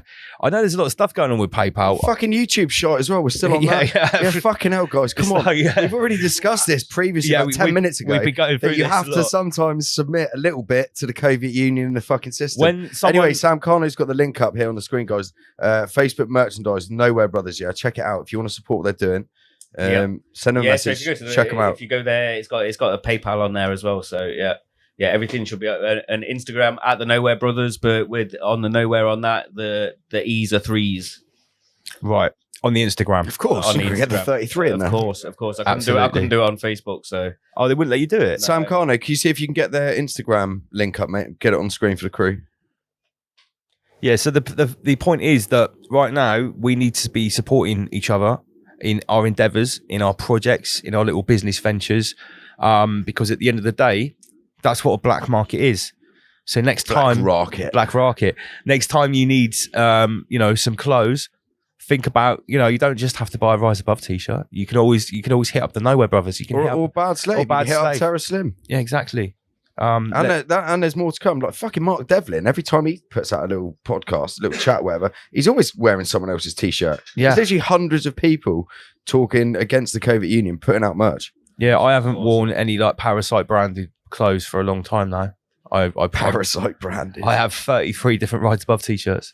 So the brand is Nowhere as well, and Where is spelt with the 3s. Let me just get a little picture here up with that's on the hat, with your branded hats. So we've got the beanies. The beanies are £15 each plus postage, and then we've got the T-shirts, £20 each plus postage. We've also got hoodies. We've got the camo and the charcoal hoodies right now, and they're both £40 each plus postage. And then we've got the limited edition snapbacks just come in as well. So we've got 10 of those, the ones that Lance put up earlier. Get yourself one of those. We've literally got 10 of them, and that's a limited edition. That one's going to come in at £25. Yeah, there's only 10 of those, so the limited edition, if you want any of them, get your orders in. If you try and get them gone tonight. This is just the beginning of a few things that will be coming out. We're going to be looking at some sort of camping equipment, things like that, your cups, your mugs, kettles. Early in the pipeline, but if you stay with us, follow the story, and keep supporting us and supporting all the other Rise Above team members. Exactly, and with the help of the Raw family, This is just the birth of the Nowhere Brothers. Yeah, it's part of the growth. Yeah, I mean, like we said earlier on, you guys have basically have brought this concept together in the last few weeks. You've been out there, you've been meeting people. Everyone's been wearing the merch and posting it. You've got loads of support already. Yeah. So yeah, let's get. Can we get a studio cam back on? Because I want to give these boys just some Rise Above merchandise. Yeah, man. Let me have a look at get the general cam there. So everyone that comes to the studio nowadays is going to be gifted with a mug. We've got Reject the Soviet Union here. Thank you very much. I left mine in the forest. That's another story. Rabbit mug as well. And I'm also going to sort the Nowhere Brothers out with a limited edition Raw Treat T-shirt. Yes, right? Okay. So what's that? This earphone is really bugging me. And I do want some stickers for Renee, my van. There you go. So thank you very kindly. So some stickers for my van, so I can be repping when we're out on the road to as the well. general. The general. I'll literally grab you some stickers off the shelf right now, Bazman. Yeah. You I sort think of stickers, some van stickers for van lifers. This is sorry, I can't hear you, Lee. One sec. Yeah, that's exactly that as well. I am on the van life groups on the Facebook pages. I've not really posted too much there recently, obviously, because I've been on a ban. But I will be uploading some more pictures on there. And now I've got the Rise Above gear, I'll be spreading the word on those pages. Of course, we want to win that competition. And there's quite a lot of conscious people that are aware to what's happening on those groups that are not necessarily followers of Rise Above at the moment. So hopefully we can connect with some of those people and then awesome boys. It's the size of the family. Want to try and get up north. Obviously, JD's got his gig coming up on the 23rd. Yes. So we want to go up to St. Helens for that. So anybody up there, get in contact. We'll come and see you. Yeah, it would be awesome if you could go up there and just do some little vids, photos, just document everything. If you boys can get out there, get on the road and be that missing link between us all, because you've exited the system. A lot of us have still got our creator jobs and our parasite jobs or whatever. Creatorial duties, as we call them around here. It's all good. Right, in a minute we're gonna have some tunes from Oma Beats. But if you guys, you guys don't have to rush off anywhere, because after the music we are still going to be talking about all kind of off-grid topics with Master Lee. We are going to be going a little bit deeper. Of course, talking about for that. You're not going anywhere, boys. Well, we have literally nowhere to go at the moment. Nowhere is right here. This is Friday night. Now it's here, lads. It's now and it's here. It's Rise Above. Let me press a button that sounds nice, something like this. Excellent. Okay, in just a second, Oma Beats is going to toast our ears, and when we come back, we're going to have in the Guardians, the Nowhere Brothers, and the Rise Above panel. We're going to be talking about physical off-grid, metaphysical off-grid. We're going to be talking about spiritual communism and all types of other wicked topics. We will see you very, very shortly. Oma Beats. Yeah, it's cool. Good. This is it's all good. He's a radio DJ. Here we go. Come on, pop pickers. Here we go. This is Brian Harvey.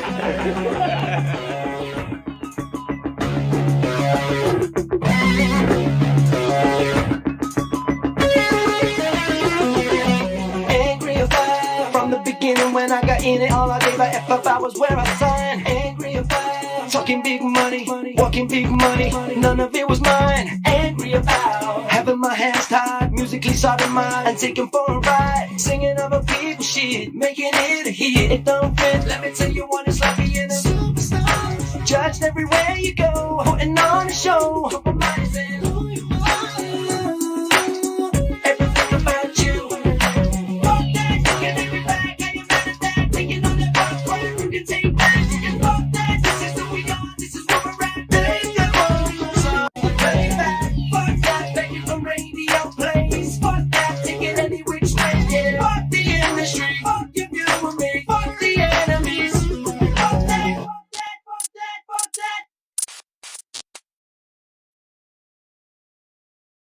Come and experience a world-class lineup of guest speakers at the next Rise Above Live in the Flesh August Bank Holiday Hotel Weekender, featuring Martin Liedtke, Wisdom of Mushrooms, Graham Moore, Richard Ryder, Toroidal Dynamics, Inspector Veg, Marcus Payne, Ryan Sanders, Tom W's, and allegedly Dave Murphy. You won't want to miss out on these speakers exposing the peasantry that is Clown World. Exclusively at our Rise Above Live in the Flesh Part 2 Bank Holiday Hotel Weekender on the 22nd, 23rd and 24th of August. Don't be a peasant and get your tickets on our website today.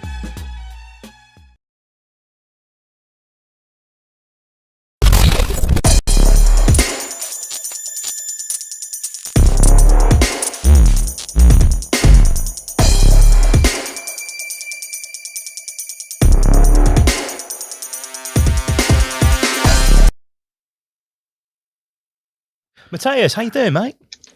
Hey, how's it going? Yo, you're live in Rise Above. Please don't say the C or the V word, but you can say fuck. He's called enough times to know what the rules are here. Welcome back. Merry Christmas, mate. Yeah, Merry Christmas. Merry Christmas. Thank you, sir. Honestly, I don't really have anything to add. That's right. We're just glad we got a cooler. Oh, yeah, awesome. That whole one dude calling in with I'm just tired recently of people with their whole fucking drop the ego, this, that. I've been dealing with a ton of issues in my life with people telling me that, and whatnot. But these are the same type of people that, don't give a fucking flying shit about what's occurred to you in the past, what, occurs to everyone else that, isn't, I guess, doing well, however the fuck you want to put it.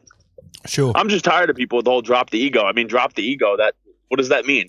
Just bend over and let fucking a bunch of like retards just fucking rape me? You know what I'm saying? Yeah. Well put. I'm giving you to the count of 5 to apologize to me publicly for calling me stupid. Mate, that was amazing. That's very well put. That was amazing, Mateo. I mean, I'm not going to lie. This ego thing is something we've talked about a lot on the show, mate. Yeah, I've developed quite a fucking ego the past 2 years with the way people have fucking with how the shit I've been talking, people with the way they've received it and whatnot. Fucking A right, I got a fucking ego. I mean, I'm sorry I figured you guys would appreciate this. Absolutely, I don't know. Yeah. But maybe you're right. Maybe what we should be doing is actually developing the ego.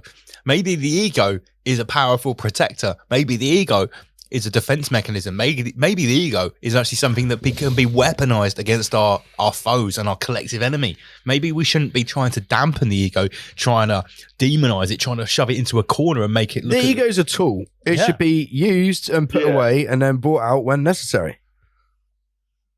I think that's fair comment. I agree. So is this, in the time when we're actually up against something, is it really the right time to be telling everyone to check their ego? Yeah, my whole thing is these same people check my ego. Like, how the fuck does my ego or anyone else's ego, how is that a fucking concern given the times we live in? That's fucking pathetic that anyone would even have the mental fucking, like, capacity left in their brain to give a flying shit about my fucking ego. You know what I'm saying? Yeah, for sure. Or anyone's fucking ego. I'm just some fucking peasant. Why the fuck would anyone care about my ego? I guess you could take the sort of, the view that, it's like an opinion. It's like someone's opinion. You've got this opinion of me, but that's all well and good, but that's your opinion. Why should I give the fuck about what your opinion is? That's yours. That's yours to hold on to. At the end of the day, each of our egos is individual to us. This is a great comment. We've got a good comment here. Go on, what have you got? Here we go. This is a good comment. Yeah, Bree or Bry, however you pronounce this. Sorry if I'm butchering your name. So the ego is fabricated in the moment as a response to events. Correct. In response, I mean, so you use it as a tool. At the end of the day, I've kind of like, when it comes to ego, I really don't care where it comes from. Because the way I look at it is if I didn't have an ego, then I'm just for the taking. At least as far as what I know the world to be now. Well, this is what Master Lee taught me. He said, imagine if someone was completely egoless. Let's just think about that for a moment, what that would look like. Well, put them in a basic setting. When you're sat at the dinner table, nobody would eat. I remember that. Yeah, I remember you remember. Okay, let's take it some other ways. It's like, so if you didn't have an ego, you'd just walk straight across the road. Wouldn't matter if there was a bus coming, you walk straight in front of it. If you didn't have an ego, yeah, who cares? Yeah, who cares? Yeah, the ego. Why would you even bother to cross the road? Just stay at home. What are you going out for? You're doing that for yourself. Who are you doing that for? Oh, that's the ego speaking, man. Yeah, so like, I mean, we talk about New Age deceptions a lot on the show, Mateus, right? Well, what is one of the current themes of all these New Age sort of guru type of people? It's like, you've got to kill your ego. Kill your ego. I remember when I met Toroidal Dynamics out in Mexico, and we had a little Changa ceremony, and there's a few youngsters there, and they'd never done it before. And, me and Toroidal Dynamics were trying to get them through it, and they weren't really toking the thing properly. It wasn't working. They're going, oh, maybe I've got too much of an ego. I haven't dissolved my ego properly. And these guys were like 19, 20 years old. They were really nice guys, really sort of very nice people. And I was like, dude, you haven't even fucking developed your ego yet, let alone dissolved it. I was like, chill out. You just didn't toke the pipe properly. Let me show you how to do it. Pass that shit over here. And I'll tell you what, when I did the full demonstration, I was like, watch this. And I listen, I ripped Did you go like, full Snoop Dogg? I ripped it like an absolute beast. And like, I hadn't done the spirit molecule for about 3 years at that point, maybe 4 or 5 years, in fact. Let me think about it. Yeah, maybe 4 or 5 years. And I was sat there on a stone floor with my legs folded, with no pillows, nothing soft around me, very hard. And when I do spirit molecule, I like to have soft things around me. And I was sat there with my legs crossed, and I was falling through the floor, flipping over. Obviously, I was sat there, but I was just trying to hold my composure in front of these 19-year-olds. I was like, watch this, boys. But yeah, mate, I hit it really hard, and they're like, oh, let me try. And I was like, forget about your ego, fuck that. I was like, it's all about your lungs and about. Anyway, yeah. This is about growing your egos. This is about this is about building your ego, bro. This is about figuring out what your ego is. Yeah. This will show you. You can't until you know what the ego is. You can't even think about dissolving it. I used to be one of those like younger people that would like abuse psychedelics at festivals and would say stupid stuff like that, like, "Oh, ego death, I've killed my ego." I didn't know what the fuck I was talking about. Yeah, because everyone's maybe watched a few Terence McKenna videos at that point. Yeah, maybe they've read a book about I don't know, the fucking going into the death journey or whatever, one of those types of books about the Tibetan Book of the Dead or what, that kind of thing. Yeah, and everyone's repeating ideas and mantras that they probably haven't really got their head around yet. And I'm speaking from experience. I did exactly the same thing. I'm going to be 40 years old next year. I've been on this path for what, 22, 23 years now. So I know exactly what you're talking about. All of these, and they're and then in the way they're traps of the ego, because that's what these people forget. When you're trying to be the most spiritual, egoless person you could be, there's a great amount of ego attached in that, right?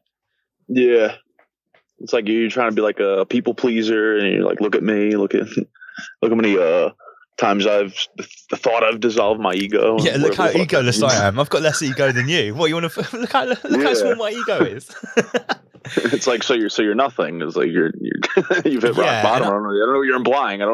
But when I was there in this experience, I sort of saw that little dynamic happening. Not maybe so that intensity, but I was sat there with my with my gold chain and I was wearing some Adidas branded tracksuit bottoms. So these guys sat there in their hand woven yogurt weaved whatever they were wearing. They were looking at me. They were looking at me thinking, "Who's this fucking normie?" Right? And little did they know, I know a little thing about the rabbit hole, whether I might look like a normie or not. But it was very funny because to them it was all about, we can't even approach this amazing sacrament. We need to get rid of the ego. So I find this it's quite a recurrent theme. I do think it's a distraction. I do think it's a misinterpretation. I think the ego is just as important as the astral body or understanding of the nether realm or whatever, however you want to conceptualize it at the end of the day. I kind of look at it as like character development versus hive mind thinking. I could have a hive mind ego or I could have my own ego, and the world is pretty vile to me, so I'm not going to go with the hive. Well, yeah, exactly. You could look at it like that. If the ego is the concentrated personal expression, then you could say that's the opposite of the collective. And I think we can pretty much all agree on this show here is that the collective is something to probably be avoided in the most part, right? Oh, without a doubt. Yeah, I mean, how many times? With all that we've learned and all these ideas that we've shared on the show over the last few years, how many times do we realistically think that it's a good idea to be involved with the collective? I can't think of many. Mate, I'm not a cult member. No. So if the ego is the individualization of our experience, if it is the separation of me versus everybody else in this realm, I don't think that's an enemy. I don't think that's something to be I would like to think pushed out the door. I would like to think ego development, that's the key to, I mean, you're not getting out of here if you didn't develop an ego, or whatever your interpretation of that is. Yeah, and an ego can be many things. An ego is an understanding of self at the end of the day, right? So it's like a sliding scale of how your ego, how much ego you're using, how you're using it. Hey, we can all think of some examples of people that very negatively manifest their ego. I mean, I usually imagine. I mean, I hate to sound like an asshole, but when someone does that whole like that guy before, I could smell your ego. I just imagine like some absolute fucking just gimp pissed off at the world, like fucking. I mean, I'm pissed off at the world, so I shouldn't even. But you know what I mean? Someone who's just, I don't know. I guess a fucking gimp. Just like, who the fuck are you to determine what anyone's fucking, whether his ego reeks or not? Who gives a shit? Or even what it smells like, saying that, right? As you've literally just brought this point. You just mentioned gimps, and we've just literally been sent. Thank you, Johnny Fogg, for sending in this meme that he's doing. Literally, slide it over. I wear masks because Lance's ego stinks. Well, there you go. And literally a gimp with a mask on. That's amazing. Is that Johnny Fogg? That is Johnny Fogg, live and direct. Thank you, sir. Have you guys ever heard of the insult "gin" instead of "gimp"? Just "gin." No, I haven't. I don't know if that's like an American. I don't know if that's like I hear it a lot in American. How is it spelled? G-I-N? Conscious hip hop. I don't know if it's G-I-N or J-I-N, but it sounds, it's fucking awesome. I don't know exactly what the fuck what they're talking about, but it sounds very derogatory, and I like it. Okay, guys, let's get that in circulation. I have no idea what it means. Gin. I don't know if it's. I don't know. I don't know if they're just like. Oh, like wait, hold on a minute. Gimp anymore. In grime in the UK, our proper homegrown version of hip hop, there was an insult called a ginnel or a ginnel, and I don't know. It might have some relation. Yeah, it may We've be. got Homer Beats comment in there. Hello, Homer Beats. Is he watching from home or he's filling in his kitchen? Then hang on. This one. Oh, what's he saying? He sent this one first. What's Homer Beats saying? Think about it this way: if they, in inverted commas, can dilute the concept of the spirit molecule to involve people becoming insular and fake, expressing one individual narcissistic self, part 2, then they are able to fuck the whole point of the molecule. So the goyim, the peasantry, don't benefit fully and just encourage proper separation. It's a very good point. That's very interesting. Thank you very much, Homer Beats. And I'd just like to add one thing that I was discussing with Homer Beats earlier on. What we're going to be doing from next year, we're going to have a remote Homer Beats studio. So if he can't be on a Friday, he can actually broadcast from the studio directly to us. He's going to have to build that himself, right? He'll be doing it. So to be honest, it's already built. We just need to connect the webcams and stuff like that. Nice. Yeah, that's a good shout. Yeah, so there's a lot of expansion going on next year. So yeah, Mateus, I think you've jumped in just to say hello for no particular reason, but you brought up a really good point, very salient. We like that. Yeah, I just wanted to drill that in. Yeah, definitely. No, brilliant.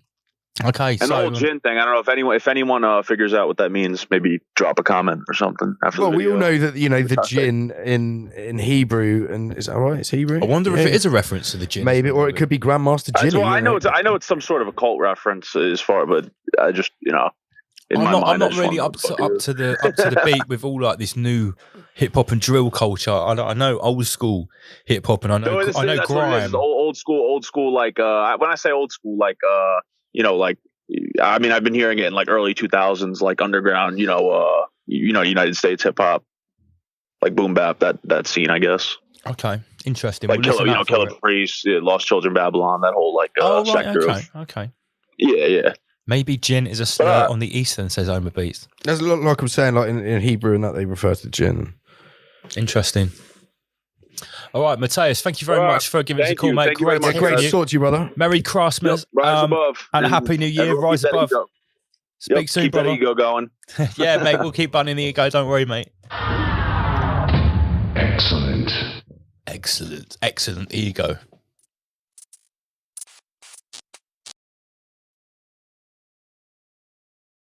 Fancy spending a whole weekend away from Clown World? Well prepared to take off your tinfoil hat and join us at the next Rise Above Live in the Flesh Part 2 August Bank Holiday Hotel Weekender. With 3 days of engaging talks, panel discussions, interactive workshops, nightly after parties, speed dating, meet new friends, socialise, network and make connections from Bournemouth's golden sandy beaches. Located 10 minutes away from Bournemouth train station at the Celebrity Hotel, come and join us on the 22nd, 23rd and 24th of August, this bank holiday 2025, and get your tickets on our website today.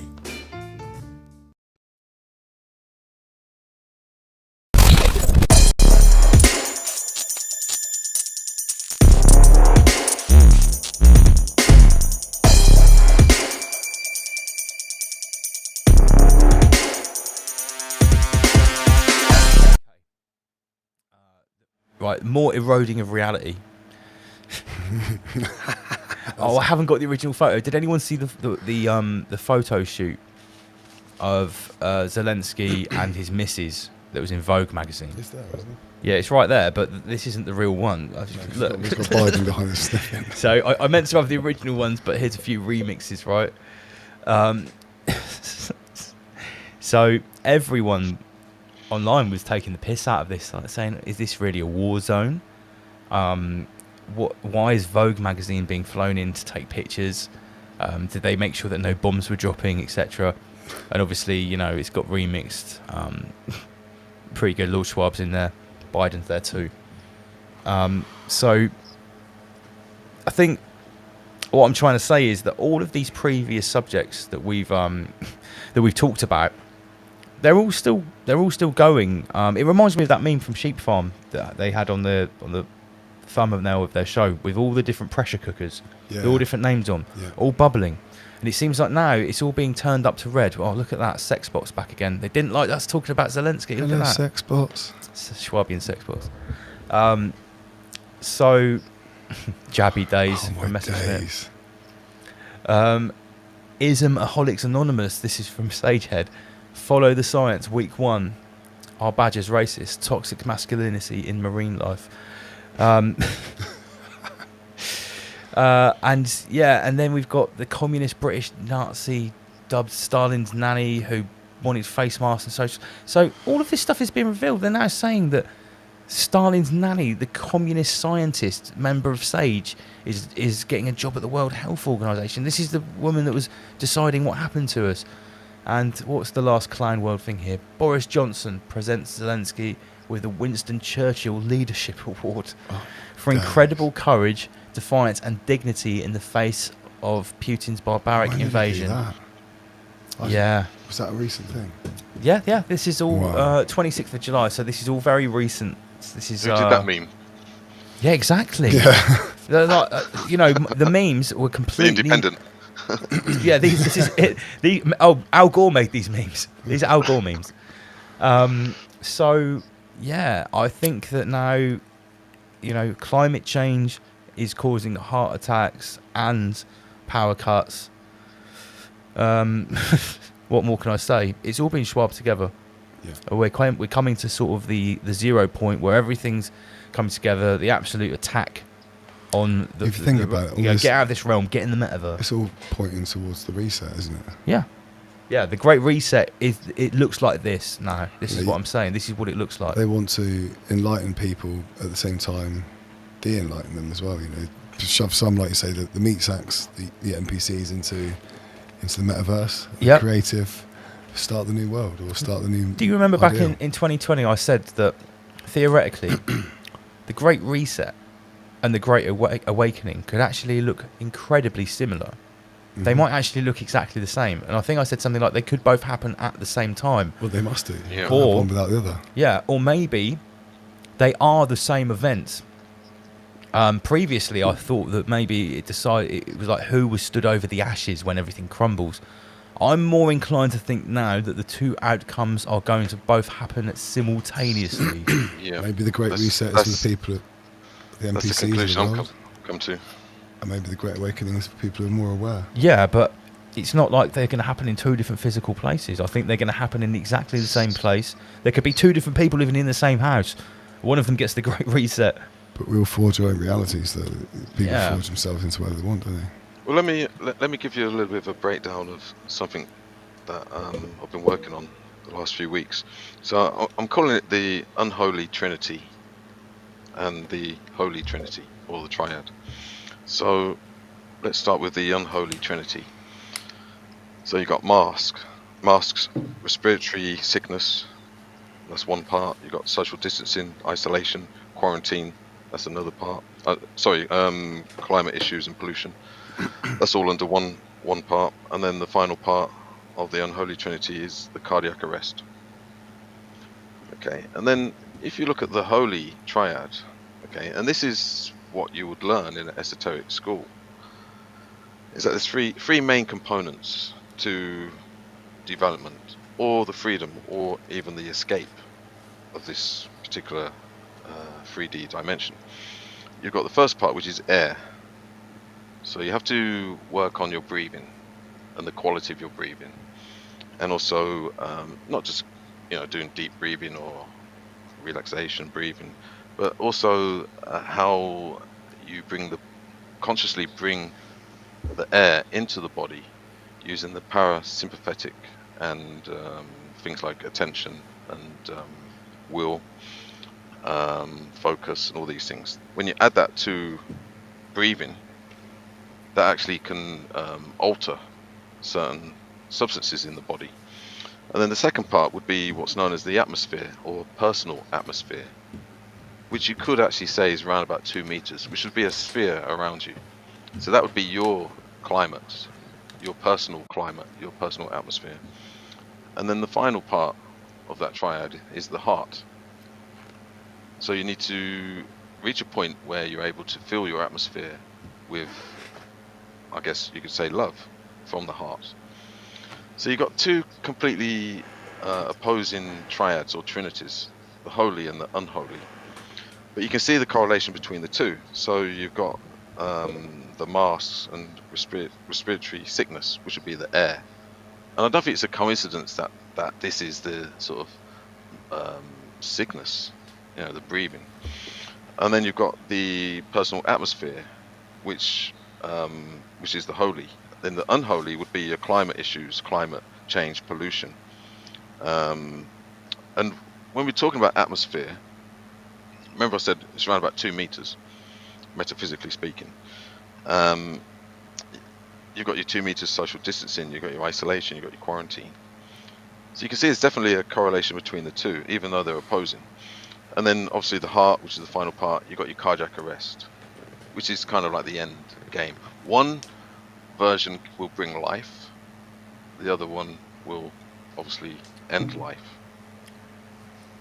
But you can see that they're going side by side. Perfectly. Multiple triads. Yeah, so as an example, when I read the mainstream, when I see the narratives, I can actually decode, I can decipher I guess you could say the esoteric side. They're actually telling us. And I think you're right. The two things are happening simultaneously. Yeah. One is shrinking and one is growing, or potentially one is shrinking and one is growing.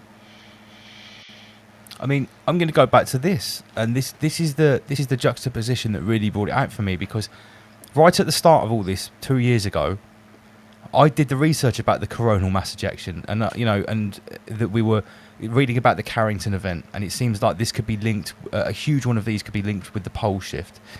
Now, when we're being told that people are dying of climate change, people are actually dying of coinciditis, and then this story comes out. Solar storms may cause up to 5,500 heart-related deaths in a given year, and then you think about coronal mass ejection. Well, is that code that a corona mass injection is going to kill 5,500 people, or are we coming towards a time where actual ejections from the sun are creating frequencies that are gonna interact with certain technology that people might have inside them? Could there be multiple and I think there's a layer of disclosure in this. I don't think this is a total bullshit story. I don't know. Do we have like more heart-related attacks, heart-related incidents every 11 years? I've never looked into this before. I don't know.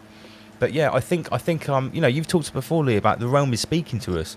Like the clues are being laid out before us, and they seem to be becoming increasingly obvious as we're moving forward. That's blatantly clear, I think.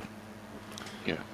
But I think that's a very good way of identifying people who are conformists and non-conformists, because people who are recognising it, like yourself and everyone watching, is we are the non-conformists of what they're saying. We're really looking into the detail of things. Is this true? Is this not true? What's going on with it?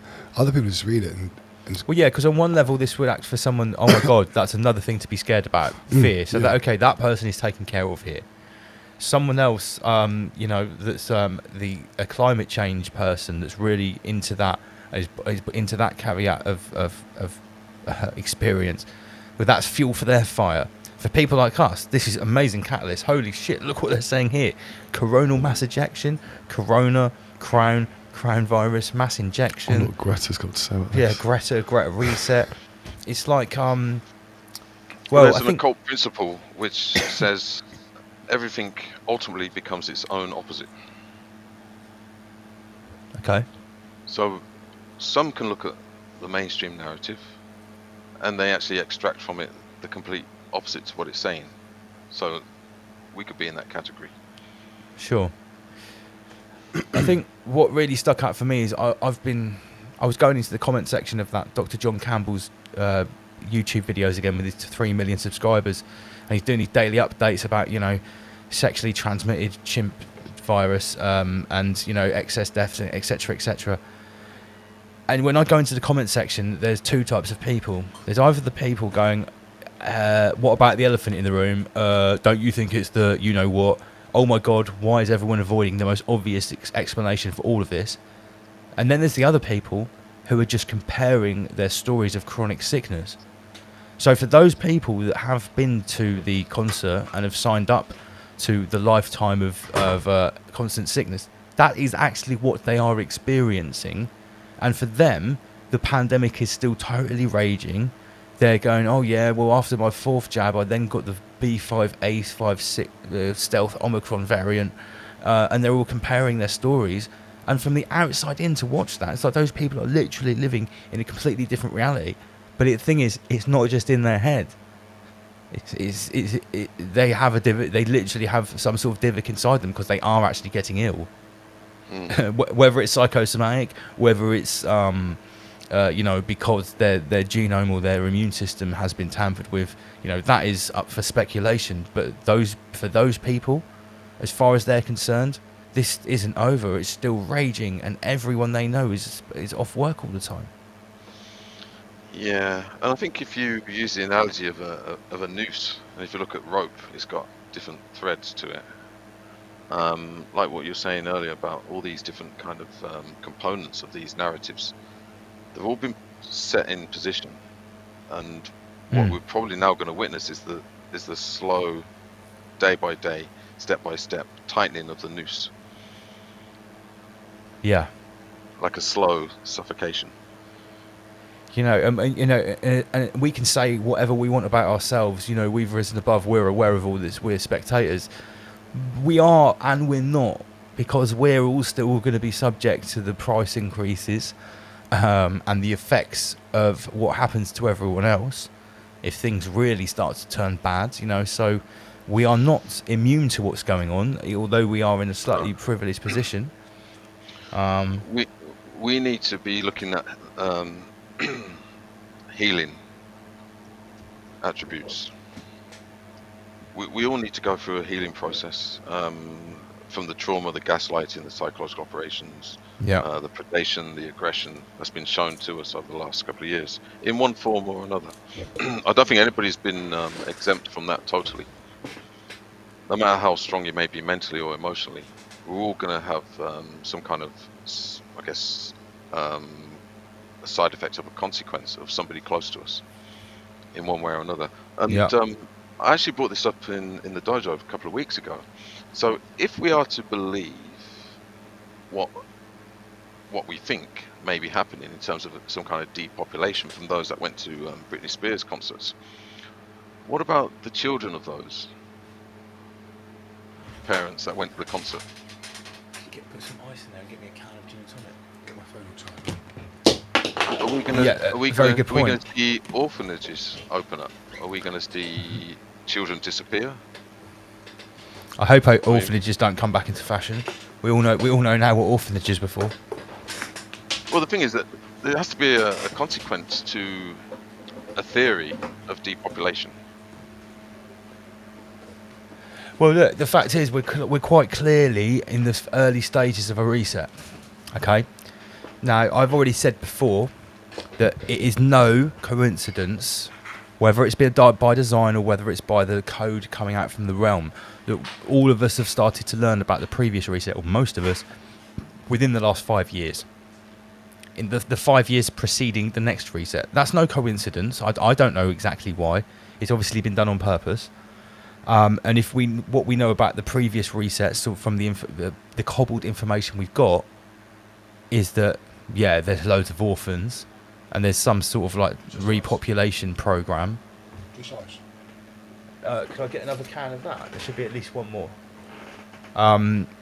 So it would make sense that if there's going to be a lot more deaths going forward from all these like Britney Hyacinth variants and whatever, They're going to be orphans. Who's going to be there to pick up the pieces? Well, we know who it's going to be. It's going to be the state. Look at all the projections from the conspiracy theorists and the sort of turn of the century authors about what the future is about. You know, King David has said this since the 90s, that the future is about childbirth actually being done by the state, not being taken care of in an organic womb. Children being, grown literally fully in test tubes in artificial wombs, being birthed by the state, sex and reproduction being illegal or being licensed only for the elites. So that would be a great way to do it. You kill loads of people off, you sterilise loads of people, a whole new shitload of orphans, and when they grow up, you indoctrinate them into a new way that childbirth is terrible. It destroyed the earth. The whole reason that we're starting again is because there was an ecological disaster from overpopulation or something like that. Sounds similar to what's happening, isn't it? Yeah, am I describing like what's about to happen and the plot of a load of films? Have you heard about I am.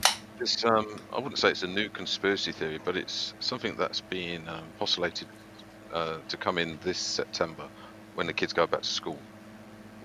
And it's to do with terrorist attacks on schools using biological weapons, Yeah, because we've heard about some drills, and I've seen a few letters that have been circulated about like kids that have been told, almost like a nuclear drill from, like the 80s in the Cold War. Sit under your desk, put your hands, your head between your legs, sort of thing. Obviously, that's not going to help in a nuclear blast. So it was funny we were talking about this. A friend of mine just got a job servicing the old sirens. Oh no! Yeah, I'm not even shitting you. Right. Okay. There you go then. His mate's just got a job servicing like air raid sirens. The ones that are still left, anyway. The ones that are still left about the place. Did you watch Sheep Farm's latest? I haven't caught up on Sheep Farm at all since we've been on there.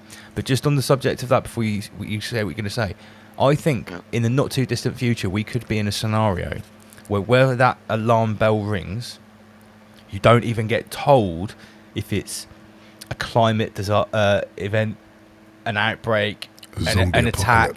It will just be a general warning. I think we could actually get to that level. It's another fear control. I mean, I wouldn't be surprised if we start seeing the emergency broadcast stuff being put across the TV again. Oh yeah, someone told me about that in Master Lee's dojo, that they have the screens in schools now where they have like announcements, and there was some new protocol that there could be emergency announcements on the screen at school. Wow. Yeah, there you go.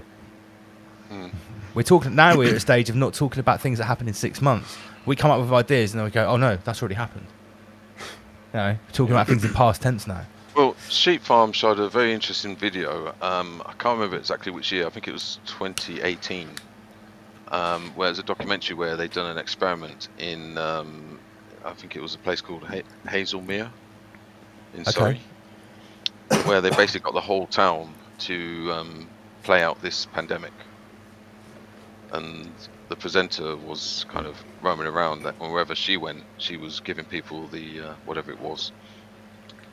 So, and they said it's not if, but when, and that was in 2018. Oh, was it a respiratory pandemic? I'm not sure if they specified that. Because I'm sure I saw something the other week about there was a tabletop exercise, like a new one, that just happened. They always go for these pre-event. Yeah, practices. we've got strikes for covering these events about before. What happened on London Bridge? They had with the fellow driving into everyone. Yeah. They've always already got the anti-terrorism unit out when a Muslim knifeman appears. It's always the same. It's always the same. So where do we see this going in Guardians? Is it just going to continue on the same path until it's just? I mean, how many times have we said how much further can this go? It's going to the end of the track, isn't it? Well, I think it's speeding up to the end. I suppose we had a bit of a lull for the last 6 months in the UK at least, and now we're definitely seeing a speeding up again. Because I remember a few months ago we were saying, "Oh God, can they just get on with this?" Well, I think they've been inserting different little micro narratives into the narratives in this. I don't think they've been doing nothing. I think they've been actually probably just making things a lot smaller so they can insert them ready for expansion. Yeah, bite size. Yeah. Bite-sized But shorts. there's lots of the series in this clown show, so I mean they've got to give them all a bit of airtime, haven't they? Yeah, well, I think, you know, it's like I said to everyone before, the Soviet Union was not a standalone enterprise. You know, it's going to have more things woven into it. Well, There's lots of players, man. Yeah, the next thing will be the Greta reset comes in, you know. And then we had World War 33 with Ukraine sewed in, and that was helping out the all of the narratives for the Great Reset. Greta was loving it. So we can definitely see that. Yeah, I'll tell you what, speaking of it, well, we'll just have a miniature break. We'll actually play part 2 of Greta versus Jimmy. Let me just find it. It's called Master Ginny 2. So I played part 1 earlier on. And obviously, we're talking about everything being swabbed together here. Climate change and all that is on the agenda right now. So let's just settle this once and for all. Fucking hell, shit myself then, Lance. Wonder what there was. Entire ecosystems are collapsing. We are in the beginning of a mass extinction. Not at all, because I still live in Leeds, where I was born. My friends are still the guys that I went to school with. I go still out on the bike with them. I help out. And all you can talk about is money and fairy tales of eternal economic growth. No, on the contrary, I could be the Prime Minister, but I couldn't afford the drop in wages. For more than 30 years, the science has been crystal clear. Forgive me for correcting you. After 30 years in the business, I am having a good time. How dare you continue to look away and come here saying that you're doing enough? I think that's your opinion, so be it. You say you hear us and that you understand the urgency. Because if you really understood the situation and still kept on failing to act, then you would be evil, and that I refuse to believe. Because I am who I am every day, and I do. Now, if I please people, so be it. If I don't please people, well, that's tough. I've got no makeup on, no. I'm hardly a dazzling figure, but I know what you mean now. But those numbers do not include tipping points, most feedback loops, additional warming hidden by toxic air pollution, or the aspects of equity and climate justice. I don't know. That sounds like a Ministry of Agriculture and Fisheries announcement. And that I should ever sound like you're out of business in 2 seconds. They also rely on my generation sucking... With all the guys and gals here, because I've already done it. 4 sisters and 2 brothers, they've all got plenty of kids. I've got plenty of kids on Jim Will Fix It. So my kids, to me anyway, the best sorts of kids is they all go home to their parents. How dare you pretend that this can be sold with just business as usual? I'm like a blip on the side of life, and I just do my thing and mind my own business and do it away, and seem to be getting into trouble for it. There will not be any solutions or plans presented in line with these figures here today, because these numbers are too uncomfortable, and you are still not mature enough to tell it like it is. I've been alive for a long time. I've learned a lot of things for a long time. I know how things are done, and I've done things for a long time, so my formal qualifications may not be down on paper, but they're certainly up here, and I've been there 20 years already, think on. With today's emissions levels, that remaining CO2 budget will be entirely gone within less than 8.5 years. I've admitted it to you. Oh, I see. Oh, well, I must have been asleep at the time. Come Judgment Day, when I stand in front of the table and St. Peter's there, and he says, you are not coming in because you're a villain, and he'll show me the debit side, and I say, hang about, and I'll show him the credit side and say, does that mean anything? And if he says that means nothing, then I'll threaten to break his fingers because...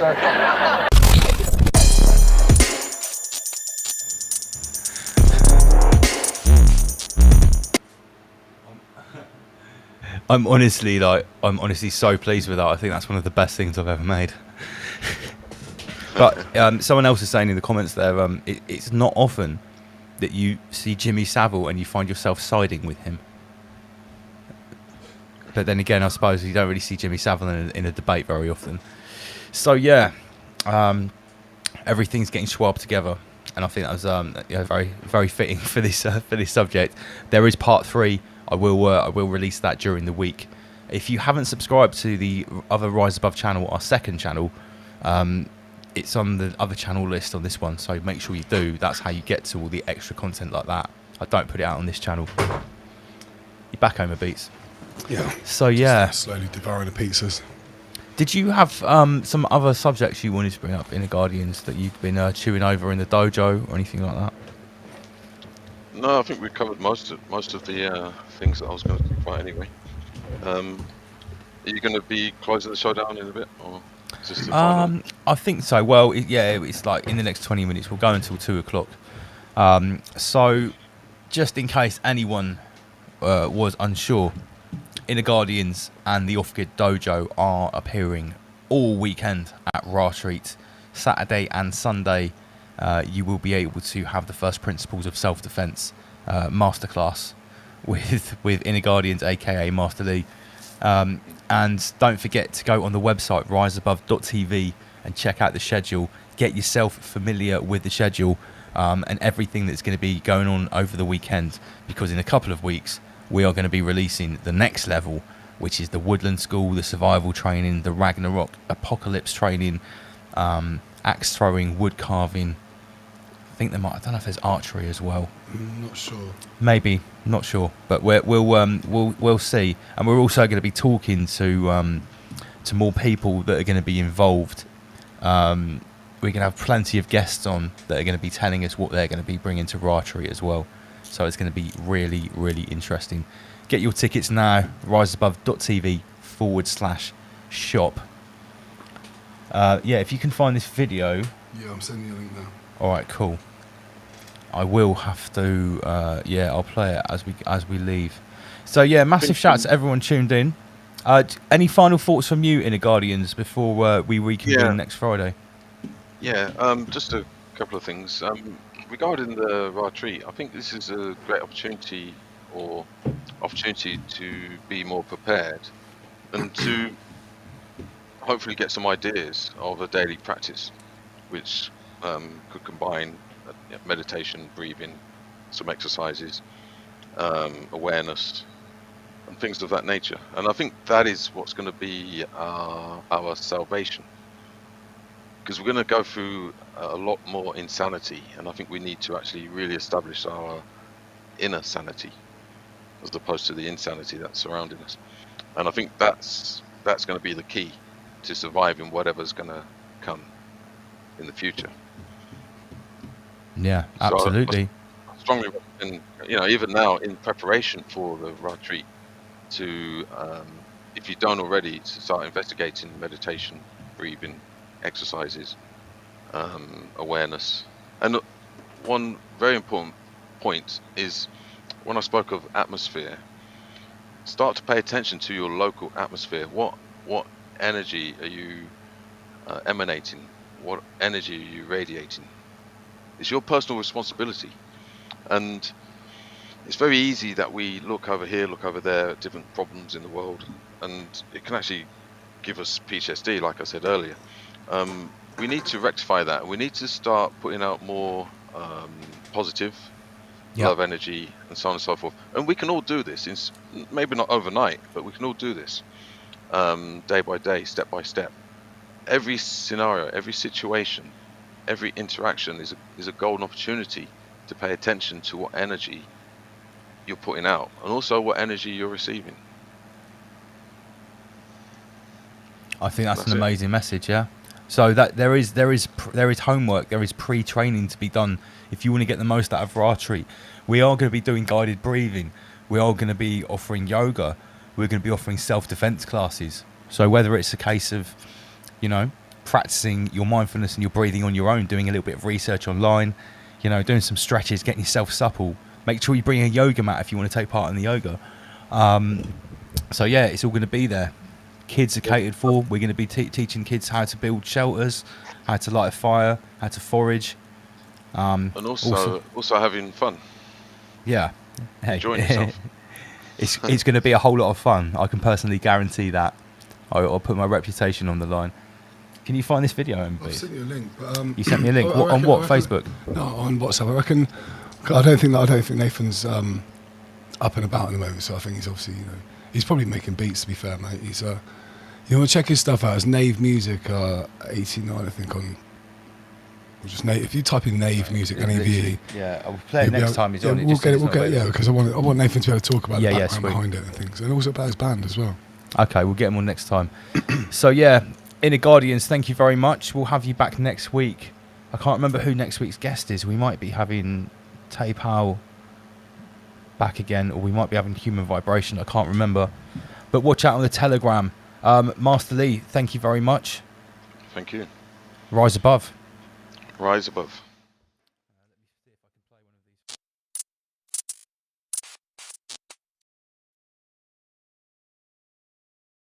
On Sunday, the 24th of August, we will be joined virtually by the final boss at the bottom of the rabbit hole, Jason Breishers of Archaix. For the first time ever, he will be in a three-way panel discussion with Martin Liedtke and Dave Murphy.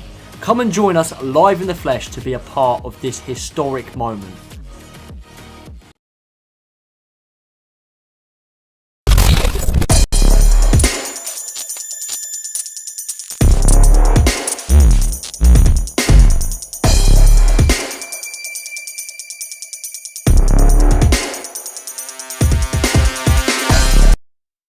Right, so I got sent this by one of our faithful Ramish viewers, right? AI cameras catch 297 drivers in Cornwall.